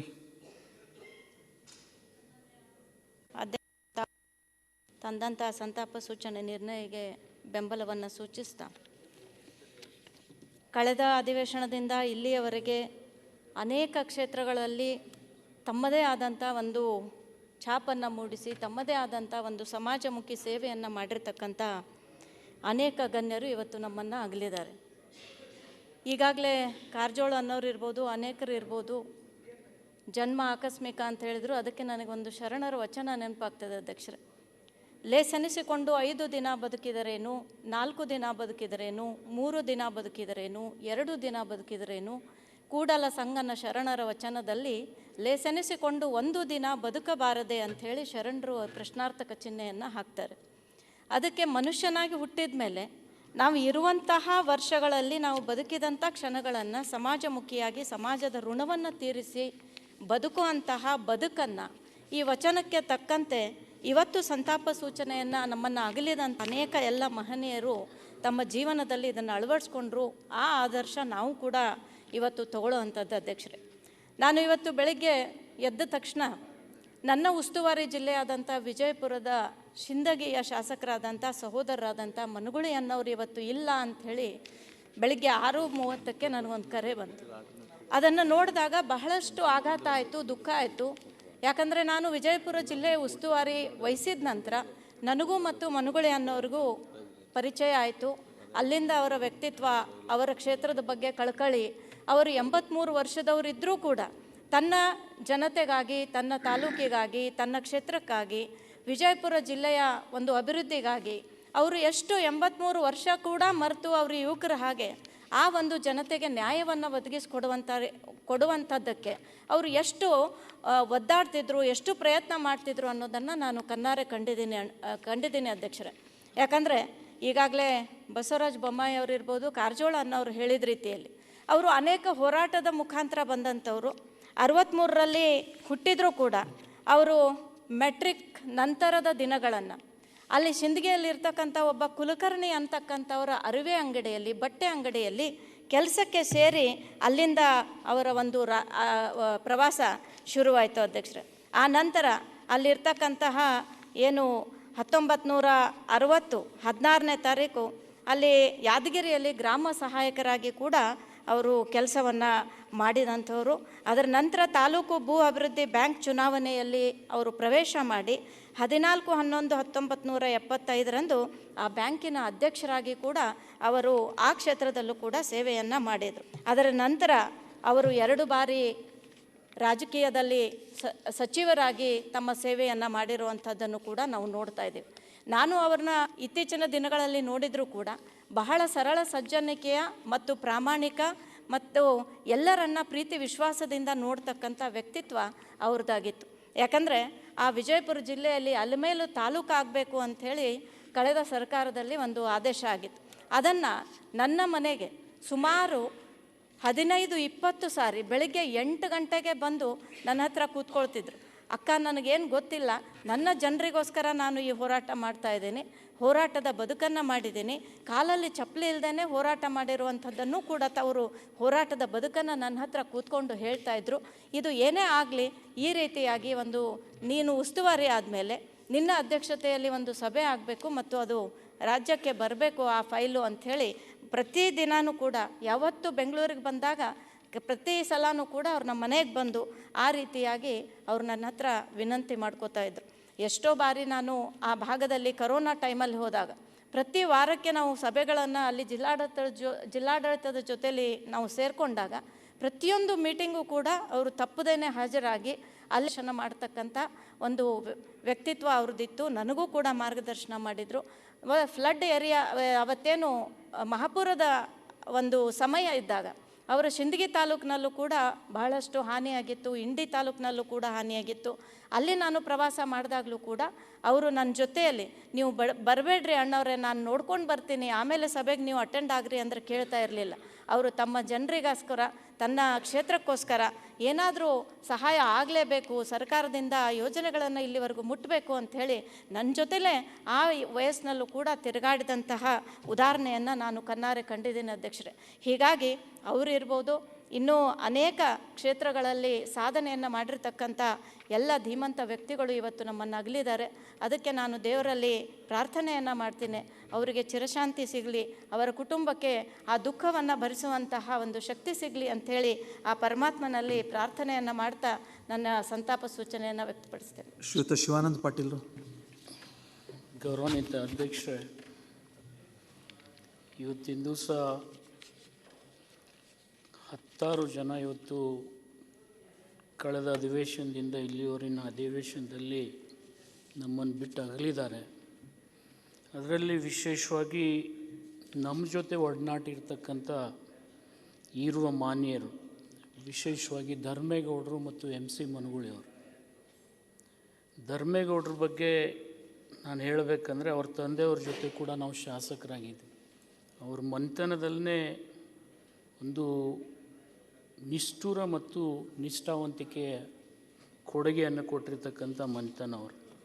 ಮತ್ತು ವಿಶೇಷವಾಗಿ ಧರ್ಮೇಗೌಡರು ಈ ರೀತಿ ನಮ್ಮನ್ನು ಬಿಟ್ಟು ಅಗಲ್ತಾರೆ ಅಂಥೇಳಿ ನಾವು ಯಾರೂ ಕೂಡ ನಂಬಿರಲಿಲ್ಲ. ಅಂಥ ಒಂದು ಮರಣ ಅವರಿಗೆ ಭಗವಂತ ತರಬಾರ್ದಾಗಿತ್ತು. ಅದನ್ನು ತಂದಿರೋದನ್ನು ಸಹಿಸ್ತಕ್ಕಂಥ ಶಕ್ತಿ ಪ್ರಪ್ರಥಮದಲ್ಲಿ ಅವ್ರ ಕುಟುಂಬಕ್ಕೆ ಭಗವಂತ ಕರುಣಿಸಲಿ ಅಂಥೇಳಿ ಈ ಸಂದರ್ಭದಲ್ಲಿ ನಾನು ಹಾರೈಸಿ, ವಿಶೇಷವಾಗಿ ಸಹಕಾರಿ ರಂಗದಲ್ಲಿ ಒಂದು ಜಿಲ್ಲಾ ಮಧ್ಯವರ್ತಿ ಬ್ಯಾಂಕನ್ನು ಬಹಳ ಸದೃಢವಾಗಿ ನಡೆಸಿರ್ತಕ್ಕಂಥ ವ್ಯಕ್ತಿತ್ವ ಕೂಡ ಧರ್ಮೇಗೌಡರದು. ಅವ್ರ ಜೊತೆ ಇವತ್ತು ನನ್ನ ಜಿಲ್ಲೆಗೆ ಒಂದು ಆಘಾತ ಏನಪ್ಪ ಅಂದರೆ, ಅತ್ಯಂತ ಹಿರಿಯ ರಾಜಕಾರಣಿ MC ಮನಗೂಳಿಯವರು ಇವತ್ತು ನಮ್ಮ ತಂದೆ ವಯಸ್ಸಿನವರು. ಅವರು ಬಹಳ ಸರಳತೆಯಿಂದ ಸಜ್ಜನಿಕೆಯಿಂದ ಒಬ್ಬ ಶಾಸಕರಾಗಿರ್ತಕ್ಕಂಥವ್ರು. ಯಾವುದೇ ಮನೆತನದ ಪೂರ್ವ ಇತಿಹಾಸ ಇರದೆ ಜನಸಾಮಾನ್ಯರ ಬದುಕಿನಲ್ಲಿ ಒಬ್ಬ ಶಾಸಕನಾಗಬೇಕಾದ್ರೆ ಅವ್ರೇನು ಕಷ್ಟಪಟ್ಟಿದ್ರು ಅನ್ನೋದು ಅನೇಕರು ಇಲ್ಲಿ ಹೇಳಿದ್ದಾರೆ. ವಿಶೇಷವಾಗಿ ಒಬ್ಬ ಗ್ರಾಮ ಸೇವಕರಾಗಿ ಈ ಹಂತಕ್ಕೆ ಬಂದು ಕರ್ನಾಟಕ ಸರ್ಕಾರದಲ್ಲಿ 2 ಬಾರಿ ಸಚಿವರಾಗಿ ಇದೇ ಅಧಿಕಾರದ ಅವಧಿಯಲ್ಲಿ ಅವರು ಇವತ್ತು ನಮ್ಮಿಂದ ನಿರ್ಗಮಿಸಿದ್ದಾರೆ. ಇವತ್ತು ಇಡೀ ಬಿಜಾಪುರ ಜಿಲ್ಲೆಯಲ್ಲಿ ಅತ್ಯಂತ ಹಿರಿಯ ಜೀವಿ ಅವರು. ನಮ್ಮಲ್ಲಿ ಅನೇಕ ಜನ ಇವತ್ತು ನಾವು ಶಾಸಕರಾಗಿದ್ದರೆ ಅವ್ರ ತಂದೆಯವರು ಶಾಸಕರಾಗಿದ್ದರೆ ಅವ್ರ ಮಕ್ಕಳಾಗಿದ್ದಾರೆ.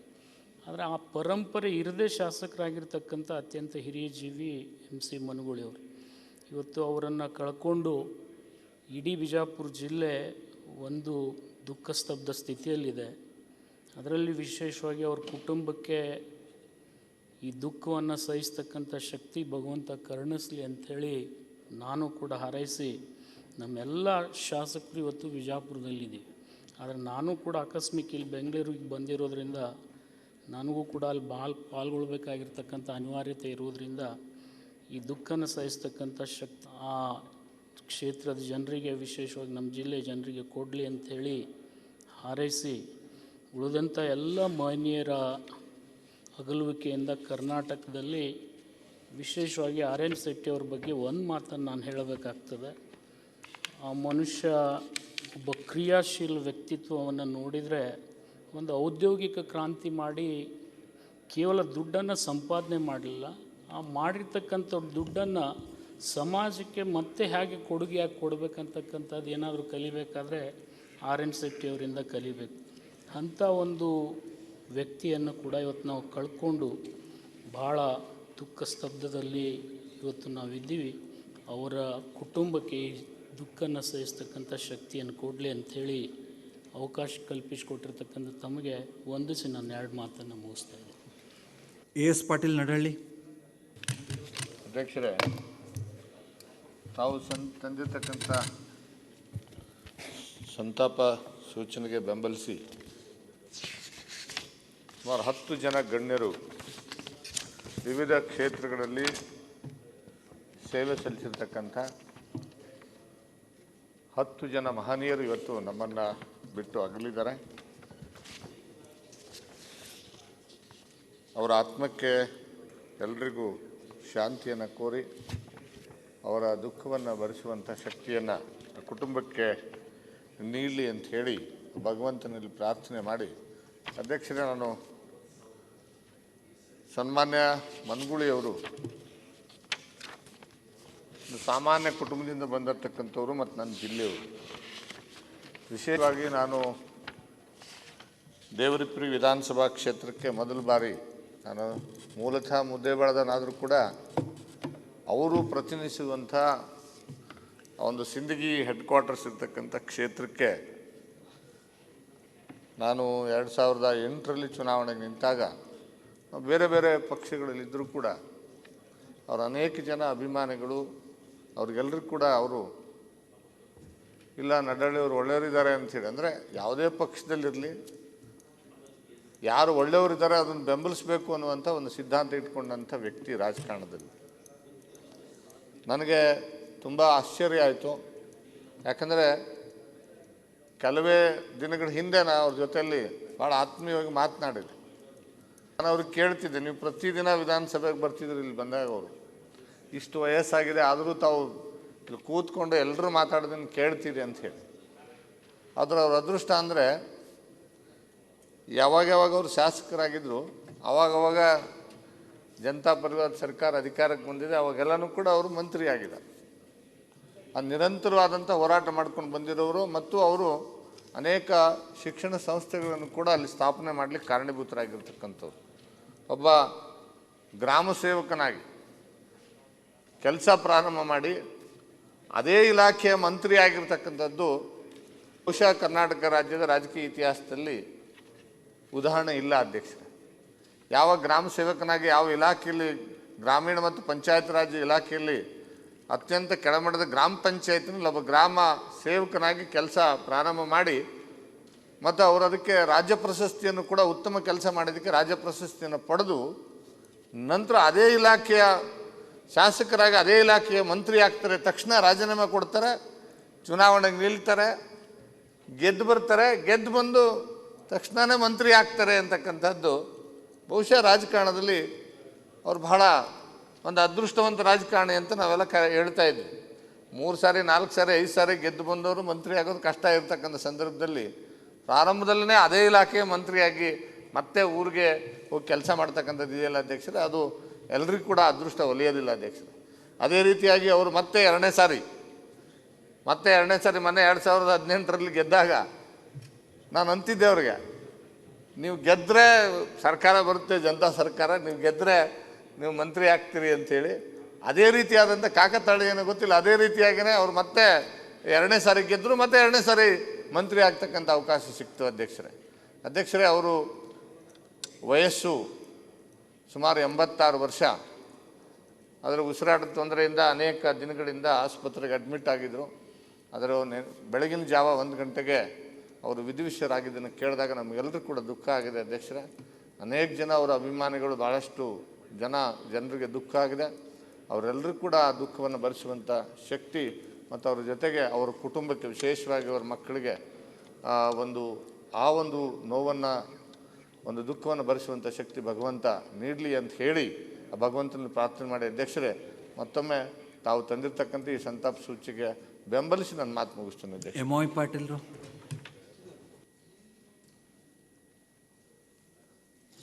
ಸನ್ಮಾನ್ಯ ಅಧ್ಯಕ್ಷರೇ, ತಾವು ತಂದಂಥ ಸಂತಾಪ ಸೂಚನೆಯ ಅನ್ನು ಬೆಂಬಲಿಸುತ್ತಾ ಸುಮಾರು ನಿಧನ ಹೊಂದಿದ್ದಾರೆ. ಅವರ ಆತ್ಮಕ್ಕೆ ಶಾಂತಿ ಕೋರಿ ಕೆಲವು ಗಣ್ಯರ ಬಗ್ಗೆ ನಾನು ಮಾತಾಡ್ತಾ ಇದ್ದೇನೆ. ಶ್ರೀ ದಿವಂಗತ ಮಲ್ಲಪ್ಪ ಮನಗೂಳಿ ಅವರು ನನ್ನ ಕ್ಷೇತ್ರಕ್ಕೆ ಸಮೀಪ ಇದ್ದವರು. ಅವರು ಸಿಂದಗಿ ಮತಕ್ಷೇತ್ರದವರು, ನಾನು ಅಫ್ಜಲ್ಪುರ ಮತಕ್ಷೇತ್ರ. ಹೀಗಾಗಿ ನಮಗೆ ಅವರಿಗೆ ಭಾಳಷ್ಟು ಸಂಬಂಧಗಳು ಇದ್ದು, ನಾವು ಯಾವಾಗಲೂ ಅವ್ರ ಜೊತೆ ಮಾತಾಡುವಾಗ ನಾವು ಅವರು ನಮ್ಮ ಕ್ಷೇತ್ರ, ಅವ್ರ ಕ್ಷೇತ್ರದ ಸಮಸ್ಯೆಗಳು ಕೂಡ ಒಂದೇ ಥರನಾಗಿದ್ದು. ಹೀಗಾಗಿ ಮತ್ತು ಅವರು ಮನೆತನದಿಂದಲೂ ಕೂಡ ನಾವು ಸಂಬಂಧಿಕರಾಗಿ ಬೆಳೆದು ಬಂದವರು. ಅವರು ಸಾಮಾನ್ಯ ಕುಟುಂಬದಿಂದ ಅವರು ಬಂದವರಾಗಿ ಈಗಾಗಲೇ ಅನೇಕ ಗಣ್ಯರು ತಿಳಿಸಿದಂತೆ ಗ್ರಾಮ ಸೇವಕ ಆಗಿ, ಆ ಗ್ರಾಮ ಸೇವಕ ನಿವೃತ್ತಿ ಹೊಂದಿ ರಾಜಕೀಯಕ್ಕೆ ಬಂದವರು ಅವರು. ನನಗನ್ನಿಸ್ತದೆ ಆ ಗ್ರಾಮ ಸೇವಕ ಕೆಲಸದಲ್ಲಿ ಅವರು ಮಾಡಿದಂಥ ಕೆಲಸಕ್ಕೆ ಜನ ಮನ್ನಣೆ ಕೊಟ್ಟು ಇವತ್ತು ಅವರಿಗೆ ಶಾಸಕರನ್ನಾಗಿ ಮಾಡಲಿಕ್ಕೆ ಸಾಧ್ಯ ಆಗಿದೆ ಅನ್ನೋದು ನನ್ನ ವಿಚಾರದಲ್ಲಿ ಅದು ಬರುತ್ತಿದೆ. ಅದೇ ರೀತಿ ಅವರು ಮಂತ್ರಿಯಾಗಿ 2 ಸಲ ಮಂತ್ರಿಯಾಗಿ ಕೂಡ ಈ ಕೆಲಸ ಮಾಡಿದ್ದಾರೆ ಈ ರಾಜ್ಯದಲ್ಲಿ. ಮತ್ತು ಸರಳ ಸಜ್ಜನಿಕೆ ವ್ಯಕ್ತಿಗಳಾಗಿದ್ದರು. ನಮಗೆ ಎಲ್ಲರೂ ಇಲ್ಲಿ ಎಲ್ಲ ಶಾಸಕರು ಕೂಡ ನಮಗೆ ಹೇಳ್ತಾ ಇದ್ದರು,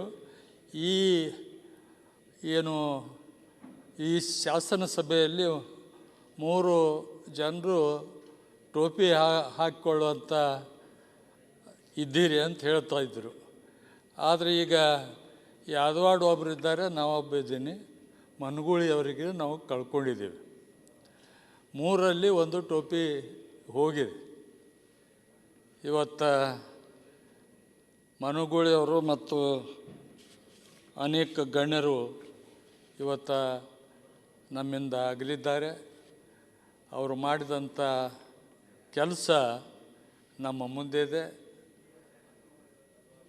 ಅವರ ಅಗಲಿಕೆ ನಮ್ಮೆಲ್ಲರಿಗೆ ಬಹಳ ನೋವು ತಂದಿದೆ. ಅವರ ಕುಟುಂಬ ವರ್ಗಕ್ಕೂ ಮತ್ತು ಅವರ ಅಭಿಮಾನಿಗಳಿಗೆ ದೇವರು ಆ ಸಂತೈಸುವಂಥ ಶಕ್ತಿ ಕೊಡಲಿ ಅಂತ ಹೇಳಿ ನನ್ನ ಮಾತನ್ನು ಮುಗಿಸ್ತಾ ಇದ್ದೆ. ಯುಟಿ ಖಾದರ್. ಸಭಾಧ್ಯಕ್ಷರೇ, ಸಂತಾಪ ಸೂಚನೆಯಲ್ಲಿ ಅವಕಾಶ ಕೃತಜ್ಞತೆ ಸಲ್ಲಿಸಿ, ಪ್ರಪ್ರಥಮವಾಗಿ ಬಹುಶಃ ನಮ್ಮ ನಗರಂಥ ನಮ್ಮ ಗೌರವಾದಂಥ ಸಭಾಪತಿ ಆಗಿದ್ದಂತಹ ಶ್ರೀ ಎಸ್ ಎಲ್ ಧರ್ಮೇಗೌಡರ ಬಗ್ಗೆ ಬಹುಶಃ ಇವತ್ತು ಧರ್ಮೇಗೌಡ ನಮಗೆ ಅತ್ಯಂತ ಹಿರಿಯರು ಮತ್ತು ಮಲೆನಾಡ ಪ್ರದೇಶದವರಾಗಿದ್ದರು ಸಭಾಧ್ಯಕ್ಷರೇ. ಅವರ ಸರಳತೆ ಮತ್ತು ಸೌಜನ್ಯತೆ ನಮಗೆ ಯಾವಾಗಲೂ ಕೂಡ ನಾವು ಹೇಳ್ತಾ ಇದ್ದೆವು, ಭಾಳಷ್ಟು ಸೌಮ್ಯ ಮತ್ತು ಸರಳತೆ ಮತ್ತು ಅತ್ಯಂತ ಪರರು ಸಹಕಾರಿ ಅಂತ ಹೇಳಿ. ಅವರ ಸಾವಿನ ಒಂದು ವಿಚಾರ ನಮಗೆ ತಿಳಿದಂಥ ಸಂದರ್ಭದಲ್ಲಿ ನಮಗೆಲ್ಲರಿಗೂ ಕೂಡ ಅತ್ಯಂತ ನೋವುಂಟಾದದ್ದು. ಧರ್ಮೇಗೌಡರವರಿಗೆ ಕೂಡ ಈ ರೀತಿ ಆಗ್ತದಲ್ಲ, ಏನು ವಿಚಾರ ಅಂತ ಹೇಳಿ ಕೂಡ ನಾವೆಲ್ಲ ಆತ್ಮಾವಲೋಕನ ಮಾಡಿದ ವಿಚಾರಕ್ಕೆ ನಾವಿವತ್ತು ಬಂದಿದ್ದೇವೆ. ಬಹುಶಃ ಇವತ್ತು ನಾನು ತಾವು ಕೊಟ್ಟಂಥ ಅವರ ಬ್ಯಾಡಟ್ ಇನ್ನಿತರ ಜೀವನ ಚರಿತ್ರೆ ಕೊಟ್ಟಂಥ ಸಂದರ್ಭದಲ್ಲಿ ಅವರು ಇದ್ದಂಥ ಅನುಭವ ಮತ್ತು ಪಡೆದಂಥ ಸ್ಥಾನಗಳು ಮತ್ತು ಇದ್ದಂಥ ಜ್ಞಾನ ಬಹುಶಃ ಒಂದು ಜನಪ್ರತಿನಿಧಿ ಮಾತ್ರ ಅಲ್ಲ, ಇಡೀ ನಮ್ಮ ರಾಜ್ಯಕ್ಕೆ ಒಂದು ದೂರದರ್ಶಿತ್ವದ ಒಂದು ಆಲೋಚನೆ ಮಾರ್ಗದರ್ಶನ ಕೊಡೋ ವ್ಯಕ್ತಿ ಇವತ್ತು ನಮ್ಮ ರಾಜ್ಯ ಕಲ್ಕೊಂಡಿದೆ ಅಂತ ನನಗೆ ಭಾವನೆ ಆಗ್ತದೆ ಸಭಾಧ್ಯಕ್ಷರೇ. ಅದರ ಜೊತೆಯಲ್ಲಿ ಶ್ರೀ ಮಲ್ಲಪ್ಪ ಚೆನ್ನಪ್ಪ ವೀರಪ್ಪ ಮನಗೂಳಿ ಅವರು ಬಹುಶಃ ನಾನು ಕಳೆದ ಸಮ್ಮಿಶ್ರ ಸರ್ಕಾರದಲ್ಲಿ ಅಥವಾ ಅವರ ಜೊತೆ ಸಂಪುಟ ಸಚಿವ ಸದಸ್ಯನಾಗಿದ್ದೆ. ಅವರ ಜೊತೆಯಲ್ಲಿ ಅವರ ಕ್ಷೇತ್ರ ಸಿಂಧಕ್ಕೂ ನಾನು ಕರ್ಕೊಂಡೋಗಿ ನನ್ನ ಕಾರ್ಯಕ್ರಮದಲ್ಲಿ ಭಾಗವಹಿಸಿದ್ದೆವು. ನಾನು ಬಹುಶಃ ಅವತ್ತು ನೋಡಿದ್ದೇನಂತ ಹೇಳಿದರೆ ಅಷ್ಟು ವಯಸ್ಸಾಗಿದ್ದರೂ ಕೂಡ ಅವರ ಕ್ಷೇತ್ರಕ್ಕೆ ಏನಾದರೂ ಕೆಲಸ ಆಗಬೇಕಿದ್ದಲ್ಲಿ ಖುದ್ದಾಗಿ ಅವರೇ ಬಹುಶಃ ನಮ್ಮ ಹತ್ರ ಬರ್ತಾಯಿದ್ರು. ನಾನು ಹೇಳ್ತಿದ್ದೆ, ಯಾಕೆ ನೀವು ಫೋನ್ ಮಾಡಿದೆ, ನಾನು ನಿಮ್ಮ ಕಚೇರಿಗೆ ಬರ್ತಿದ್ದೆ, ಇಲ್ಲ ನನ್ನ ಕ್ಷೇತ್ರ ಜನರು ಬಂದಿದ್ದಾರೆ ಅವರಿಗೆ ನಾನು ಬಂದಿದ್ದೆ ಅಂತ ಹೇಳಿ, ಮತ್ತು ಎಷ್ಟೇ ಜಟಿಲವಾದ ಸಮಸ್ಯೆಯನ್ನು ಭಾಳ ನೆಗಡಿಕೊಂಡು ಸಮಾಧಾನದಿಂದ ಅದನ್ನು ಮುಗಿಸುವಂಥ ವ್ಯಕ್ತಿತ್ವವನ್ನು ಕೂಡ ಇವತ್ತು ನಾನು ನೋಡಿದೆ ಸಭಾಧ್ಯಕ್ಷರೇ. ಬಹುಶಃ ಅವರನ್ನು ಕೂಡ ನಮ್ಮ ಕಲ್ಕೊಂಡು ನಮ್ಮ ಅತ್ಯಂತ ಬೇಸರದ ವಿಚಾರ. ಅದ್ರ ಜೊತೆಯಲ್ಲಿ ಡಾಕ್ಟರ್ RN ಶೆಟ್ಟಿ ಅವರು ಬಹುಶಃ ನಮ್ಮ ಕರಾವಳಿ ಪ್ರದೇಶದವರು, ಅತ್ಯಂತ ಹಿರಿಯರು, ಉದ್ಯಮಿಯಾಗಿದ್ದುಕೊಂಡು ಗುತ್ತಿಗೆದಾರರ ಜೊತೆಯಲ್ಲಿ, ಅದಕ್ಕಿಂತ ಅವರು ಒಂದು ಉದ್ಯಮ ಮತ್ತು ಗುತ್ತಿಗೆದಾರರಿಗಿಂತಲೂ ನಾನು ಅವ್ರನ್ನ ಯಾಕೆ ಮೆಚ್ತೇನೆ ಅಂತೇಳಿ ಮತ್ತು ಇವತ್ತು ನಾನು ಇಲ್ಲಿ ಯಾಕೆ ಮಾತಾಡೋದು ಅಂತ ಹೇಳಿದರೆ, ಬಹುಶಃ ಒಬ್ಬ ಉದ್ಯಮಿ ಮತ್ತು ಒಂದು ಗುತ್ತಿಗೆದಾರರು ಅವರ ವ್ಯಾಪಾರ ಮತ್ತು ಅವರ ಶ್ರೀಮಂತಿಕೆ ಜೊತೆಯಲ್ಲಿ ಸಮಾಜವನ್ನು ಸುಧಾರಿಸುವಂಥ ಕೆಲಸ ಅಥವಾ ಒಂದು ಪ್ರದೇಶವನ್ನು ಸುಧಾರಿಸುವಂಥ ಕೆಲಸ ಹೇಗೆ ಮಾಡ್ಬೋದು, ಕೊಡ್ಬೋದು ತೋರಿಸಿಕೊಟ್ಟಿದ್ದಾರೆ. ಮತ್ತು ಮುರುಡೇಶ್ವರ ಎಂಬ ಅತ್ಯಂತ ಸಣ್ಣ ಒಂದು ಗ್ರಾಮ, ಅಲ್ಲಿಯನ್ನು ಅಲ್ಲಿ ಕಟ್ಟಿದ ದೇವಸ್ಥಾನ, ಅಲ್ಲಿ ಕಟ್ಟಿದಂಥ ಟೂರಿಸಮ್ ಇಡೀ ಮುರುಡೇಶ್ವರ ಕರ್ನಾಟಕ ರಾಜ್ಯ ಮತ್ತು ನಮ್ಮ ದೇಶದಲ್ಲಿ ಅಲ್ಲ, ಅಂತಾರಾಷ್ಟ್ರೀಯ ಮಟ್ಟದ ಒಂದು ಸ್ಥಾನ ಗಿಟ್ಟಿಸುವಂಥ ಅವಕಾಶ ಮಾಡಿಕೊಟ್ಟಿದ್ರೆ ಅದಕ್ಕೆ ಡಾಕ್ಟರ್ RN ಶೆಟ್ಟಿ ಅವರ ದೂರದರ್ಶಿತ್ವದ ಒಂದು ಯೋಜನೆ. ಇವತ್ತು ಭಾಳಷ್ಟು ಶ್ರೀಮಂತರಿದ್ದಾರೆ, ಉದ್ಯಮ ಇದ್ದಾರೆ ಅಥವಾ ಗುತ್ತಿಗೆದಾರರಿದ್ದಾರೆ. ಬಹುಶಃ ಇಂತಹ ವ್ಯಕ್ತಿತ್ವ ಮತ್ತು ಇವರ ಆಲೋಚನೆಯನ್ನು ಅವರು ಕೂಡ ಮೈಗೂಡಿಸಿಕೊಂಡು ಬಂದರೆ ಈ ರಾಜ್ಯದ ಭಾಳಷ್ಟು ಕಡೆಗಳಲ್ಲಿ ಇನ್ನಷ್ಟು ಉತ್ತಮವಾದ ಅಭಿವೃದ್ಧಿ ಮತ್ತು ಒಂದು ಸ್ಥಳವನ್ನು ಗುರುತಿಸಿಕೊಳ್ಳಲಿಕ್ಕೆ ಅವಕಾಶ ಖಂಡಿತವೇ ಆಗ್ತದೆ. ಆ ಮಾದರಿ ಇನ್ನೊಂದು ಅನುಸರಿಸಬೇಕಂತ ಹೇಳ್ತೇನೆ. ಬಹುಶಃ ನಾನು ಅತ್ಯಂತ ಇವತ್ತು ನನಗೆ ನೋವು ಮತ್ತು ಬೇಸರ ಅಂತ ಹೇಳಿದರೆ ಶ್ರೀ ಬನ್ನಂಜೆ ಗೋವಿಂದ ಆಚಾರ್ಯ ಅವರು. ಬಹುಶಃ ಇವತ್ತು ಅವರನ್ನು ನಾವು ಸ್ಮರಿಸುವುದು ಅತಿ ಅಗತ್ಯ ಹೇಳಲಿಕ್ಕೆ ಬಯಸುವಂಥದ್ದು. ನಾನು ಬಹುಶಃ ಕರಾವಳಿ ಪ್ರದೇಶದವರಾಗಿದ್ದುಕೊಂಡು ಶ್ರೀ ವಿದ್ಯಾ ವಾಚಸ್ಪತಿ ಬನ್ನಂಜೆ ಗೋವಿಂದಾಚಾರ್ಯವರ ಬಗ್ಗೆ ನಾನು ಹೇಳಲಿಕ್ಕೆ ಅತ್ಯಂತ ಸಣ್ಣ ವ್ಯಕ್ತಿ. ಯಾಕೆ ನಾನು ಅತ್ಯಂತ ಸಣ್ಣವನಿದ್ದಾಗ ನಮ್ಮ ತಂದೆಯವರಿಗೆ ಮತ್ತು ಇನ್ನಿತರ ನಮ್ಮ ಸಮಾಜ ಎಲ್ಲ ನಾಯಕರಿಗೆ ಅತ್ಯಂತ ಚಿರಪರಿಚಿತರು.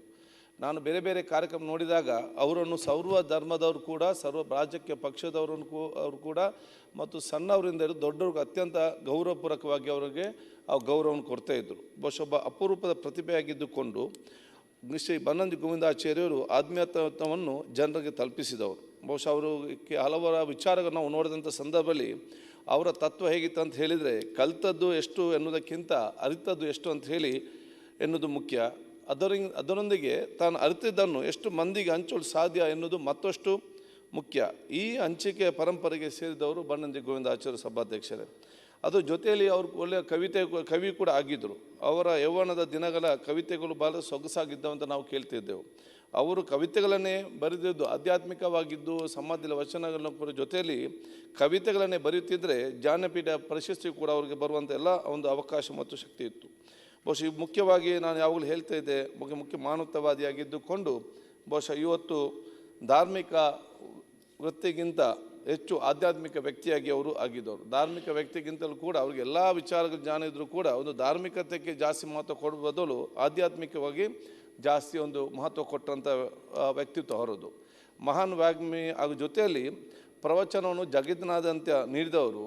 ಆ ಪ್ರವಚನ ಕೊಡೋ ಸಂದರ್ಭದಲ್ಲಿ ಎಲ್ಲಿಯೂ ಕೂಡ ಮಾನವ ವಿರೋಧಿ ಮಾತಾಡಿರಲಿಲ್ಲ. ಅದಕ್ಕಾಗಿ ನಾವೆಲ್ಲರೂ ಕೂಡ ಅವರನ್ನು, ಕರಾವಳಿ ಅವರನ್ನು ಬನ್ನಂಜೆ ಗೋವಿಂದಾಚಾರ್ಯ ಗ್ರೇಟ್ ಅಂತ ಹೇಳ್ತಿದ್ದೆವು. ಬಹುಶಃ ಅವರ ಇನ್ನಷ್ಟು ವಿಚಾರಗಳನ್ನು ನಾವು ಬಹುಶಃ ನಮ್ಮ ಮುಖಾಂತರ ಸಮಾಜಕ್ಕೆ ತಲುಪಿಸುವಂಥ ಕೆಲಸ ನಿಮ್ಮಿಂದ ಆಗಲಿ ಅಂತ ಕೂಡ ನಾನು ಇವತ್ತು ಕೇಳಿಕೊಂಡು ಮತ್ತೊಮ್ಮೆ ತಾವು ಕೊಟ್ಟ ಇನ್ನಿತರ ಎಲ್ಲ ನಮ್ಮ ಹಿರಿಯ ನಾಯಕರು ಅಗಲಿದ ಸಂದರ್ಭದಲ್ಲಿ ಅವರಿಗೆ ಸಂತಾಪ ನಾನು ಇವತ್ತು ಸೂಚಿಸಿ ಬಯಸಿ ಪ್ರಾರ್ಥಿಸ್ತೇನೆ. ಕೊನೆಯದಾಗಿ ವೆಂಕಟರಾವ್ ನಾಡಗೌಡ.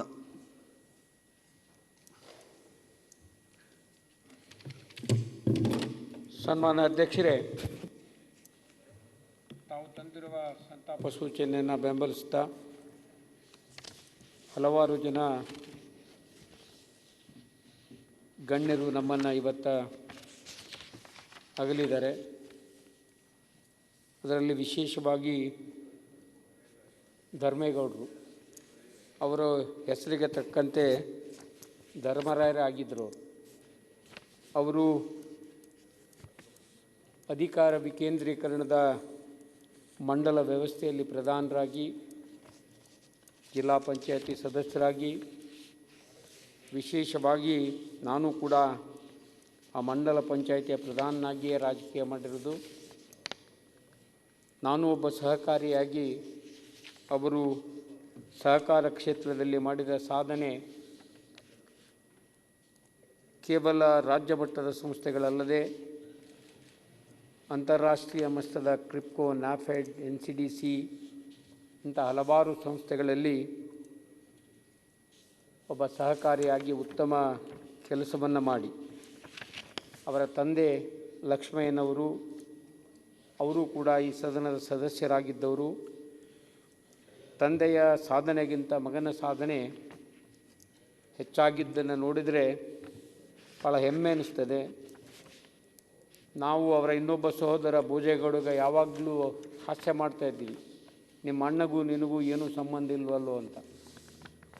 ಆದರೆ ಅವರ ಸಾವು ನಾವ್ಯಾರೂ ಕೂಡ ನಿರೀಕ್ಷೆ ಮಾಡಿರಲಿಲ್ಲ. ಬೆಳಗ್ಗೆ ಕಾರ್ಯಕ್ರಮದಲ್ಲಿ ಭಾಗವಹಿಸಿ ರಾತ್ರಿ ಅವರು ಅಗಲಿ ಹೋದರು. ಅಂದರೆ ಒಂದು ಸಂದೇಶವನ್ನು ಅವರು ನಮಗೆಲ್ಲರಿಗೂ ಬಿಟ್ಟು ಹೋಗಿದ್ದಾರೆ ಅಂತ ನನಗನ್ನಿಸ್ತದೆ. ಇನ್ನು ಮುಂದೆ ನನ್ನ ಹಾಗೆ ಯಾರಿಗೂ ಆಗಬಾರ್ದು ಅನ್ನುವ ಆತ್ಮಾವಲೋಕನವನ್ನು ನಾವೆಲ್ಲರೂ ಕೂಡ ಮಾಡಿಕೊಳ್ಳೋದು ಅವರ ಸಾವಿನಿಂದ ನಮಗೆ ಅರ್ಥ ಆಗ್ತದೆ ಅಂತಕ್ಕಂಥ ಮಾತನ್ನು ವ್ಯಕ್ತಪಡಿಸಿ, ಇನ್ನೋರೂರು ನನ್ನ ಹಿರಿಯರು ಆತ್ಮೀಯರಾದ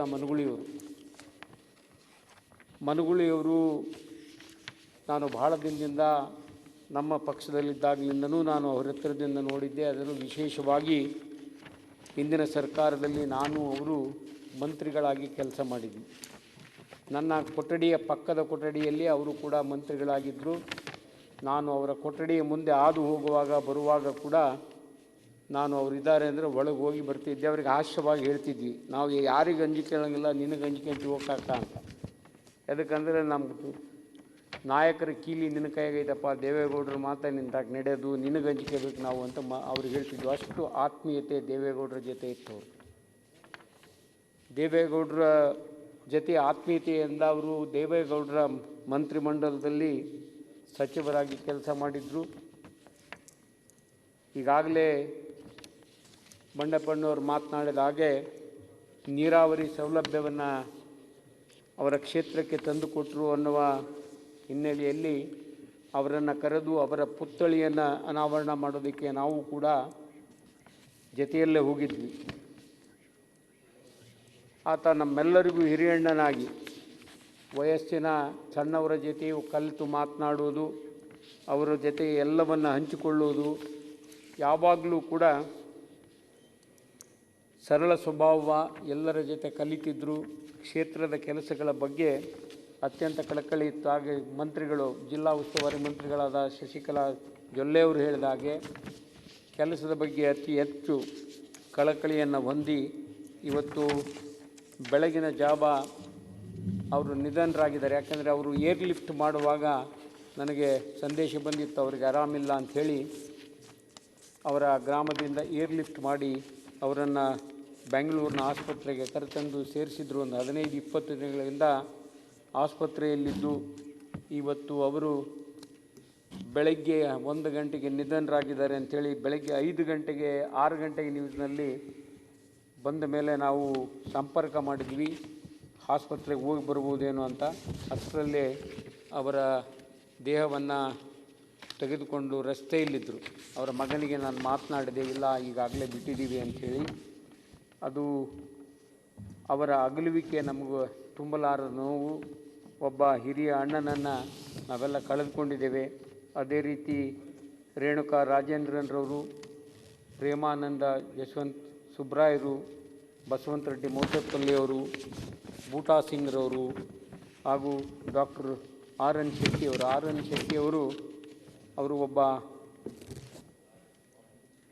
ಉದ್ಯಮಿಗಳಾಗಿದ್ದರೂ ಕೂಡ ಸಮಾಜ ಸೇವೆ ಹೇಗೆ ಮಾಡ್ಬೋದು ಅನ್ನೋದನ್ನು ನಮ್ಮ ನಾಡಿಗೆ ಕೊಟ್ಟಿರೋ ಹಾಗೆ ಈಗಾಗಲೇ ಎಲ್ಲರೂ ಮಾತನಾಡಿರೋ ಹಾಗೆ ಭಾಳಷ್ಟು ಜನ ಉದ್ಯಮಿಗಳಿದ್ದಾರೆ. ಆದರೆ ನಾಡಿನ ಸೇವೆ ಮಾಡುವವರು ಎಣಿಕೆಯಷ್ಟು ಮಾತ್ರ ಇರ್ತಾರೆ. ಸಮಾಜದ ಸೇವೆಯಲ್ಲಿ ತೊಡಗಿಕೊಂಡಿರೋರು ಇವರೆಲ್ಲರೂ ಕೂಡ ಇವತ್ತು ನಮ್ಮ ನಗಲಿದ್ದಾರೆ. ಅದಕ್ಕೆ ಈಗಾಗಲೇ ಕಾರಜೋಳವರು ಮತ್ತು ಜೊಲ್ಲೆಯವರು ಮಾತನಾಡಿರೋ ಹಾಗೆ ಹುಟ್ಟು ಅನಿಶ್ಚಿತ, ಸಾವು ನಿಶ್ಚಿತ. ಹುಟ್ಟು ಸಾವಿನ ನಡುವೆ ಬದುಕು, ಎಂಥ ಬದುಕನ್ನು ಬದುಕಿದ್ರು ಅನ್ನೋದಕ್ಕೆ ಕುಬೇರರು ಒಂದು ಮಾತನ್ನು ಹೇಳ್ತಾರೆ ಸಂತರು. ನೀ ಹುಟ್ಟಿದಾಗ ಜಗನಕ್ಕಿತ್ತು ನೀಯತ್ತೆ, ನೀ ಹುಟ್ಟಿದಾಗ ಜಗನಕ್ಕಿತ್ತು ನೀಯತ್ತೆ, ಕಾಯಕವೊಂದ ಮಾಡು ನೀನಕ್ಕೂ ಜಗಾಳುವಂತೆ. ಅಂಥ ಕಾಯಕವನ್ನು ಎಲ್ಲರೂ ಮಾಡಿ ಹೋಗಿರೋದ್ರಿಂದ ನಾವು ಅವರನ್ನು ಇವತ್ತು ಸ್ಮರಿಸ್ತೇವೆ. ಇವರೆಲ್ಲರ ಅಗಲುವಿಕೆಯಿಂದ ನಾಡು ಬರಿದಾಗಿದೆ. ಅವರ ಆತ್ಮಗಳಿಗೆ ದೇವರು ಶಾಂತಿಯನ್ನು ಕೊಡಲಿ.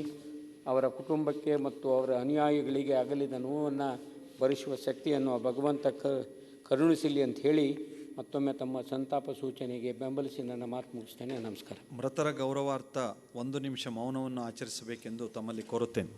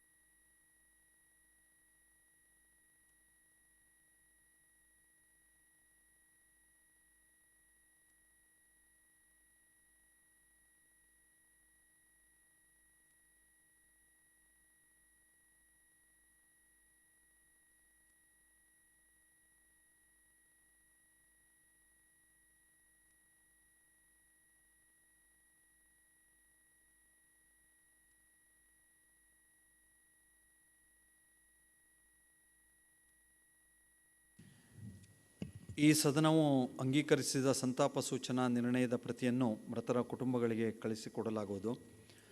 ಈಗ ಸದನವನ್ನು ನಾಳೆ ಬೆಳಗ್ಗೆ 11 ಗಂಟೆಗೆ ಸೇರುವಂತೆ ಮುಂದೂಡಲಾಗಿದೆ.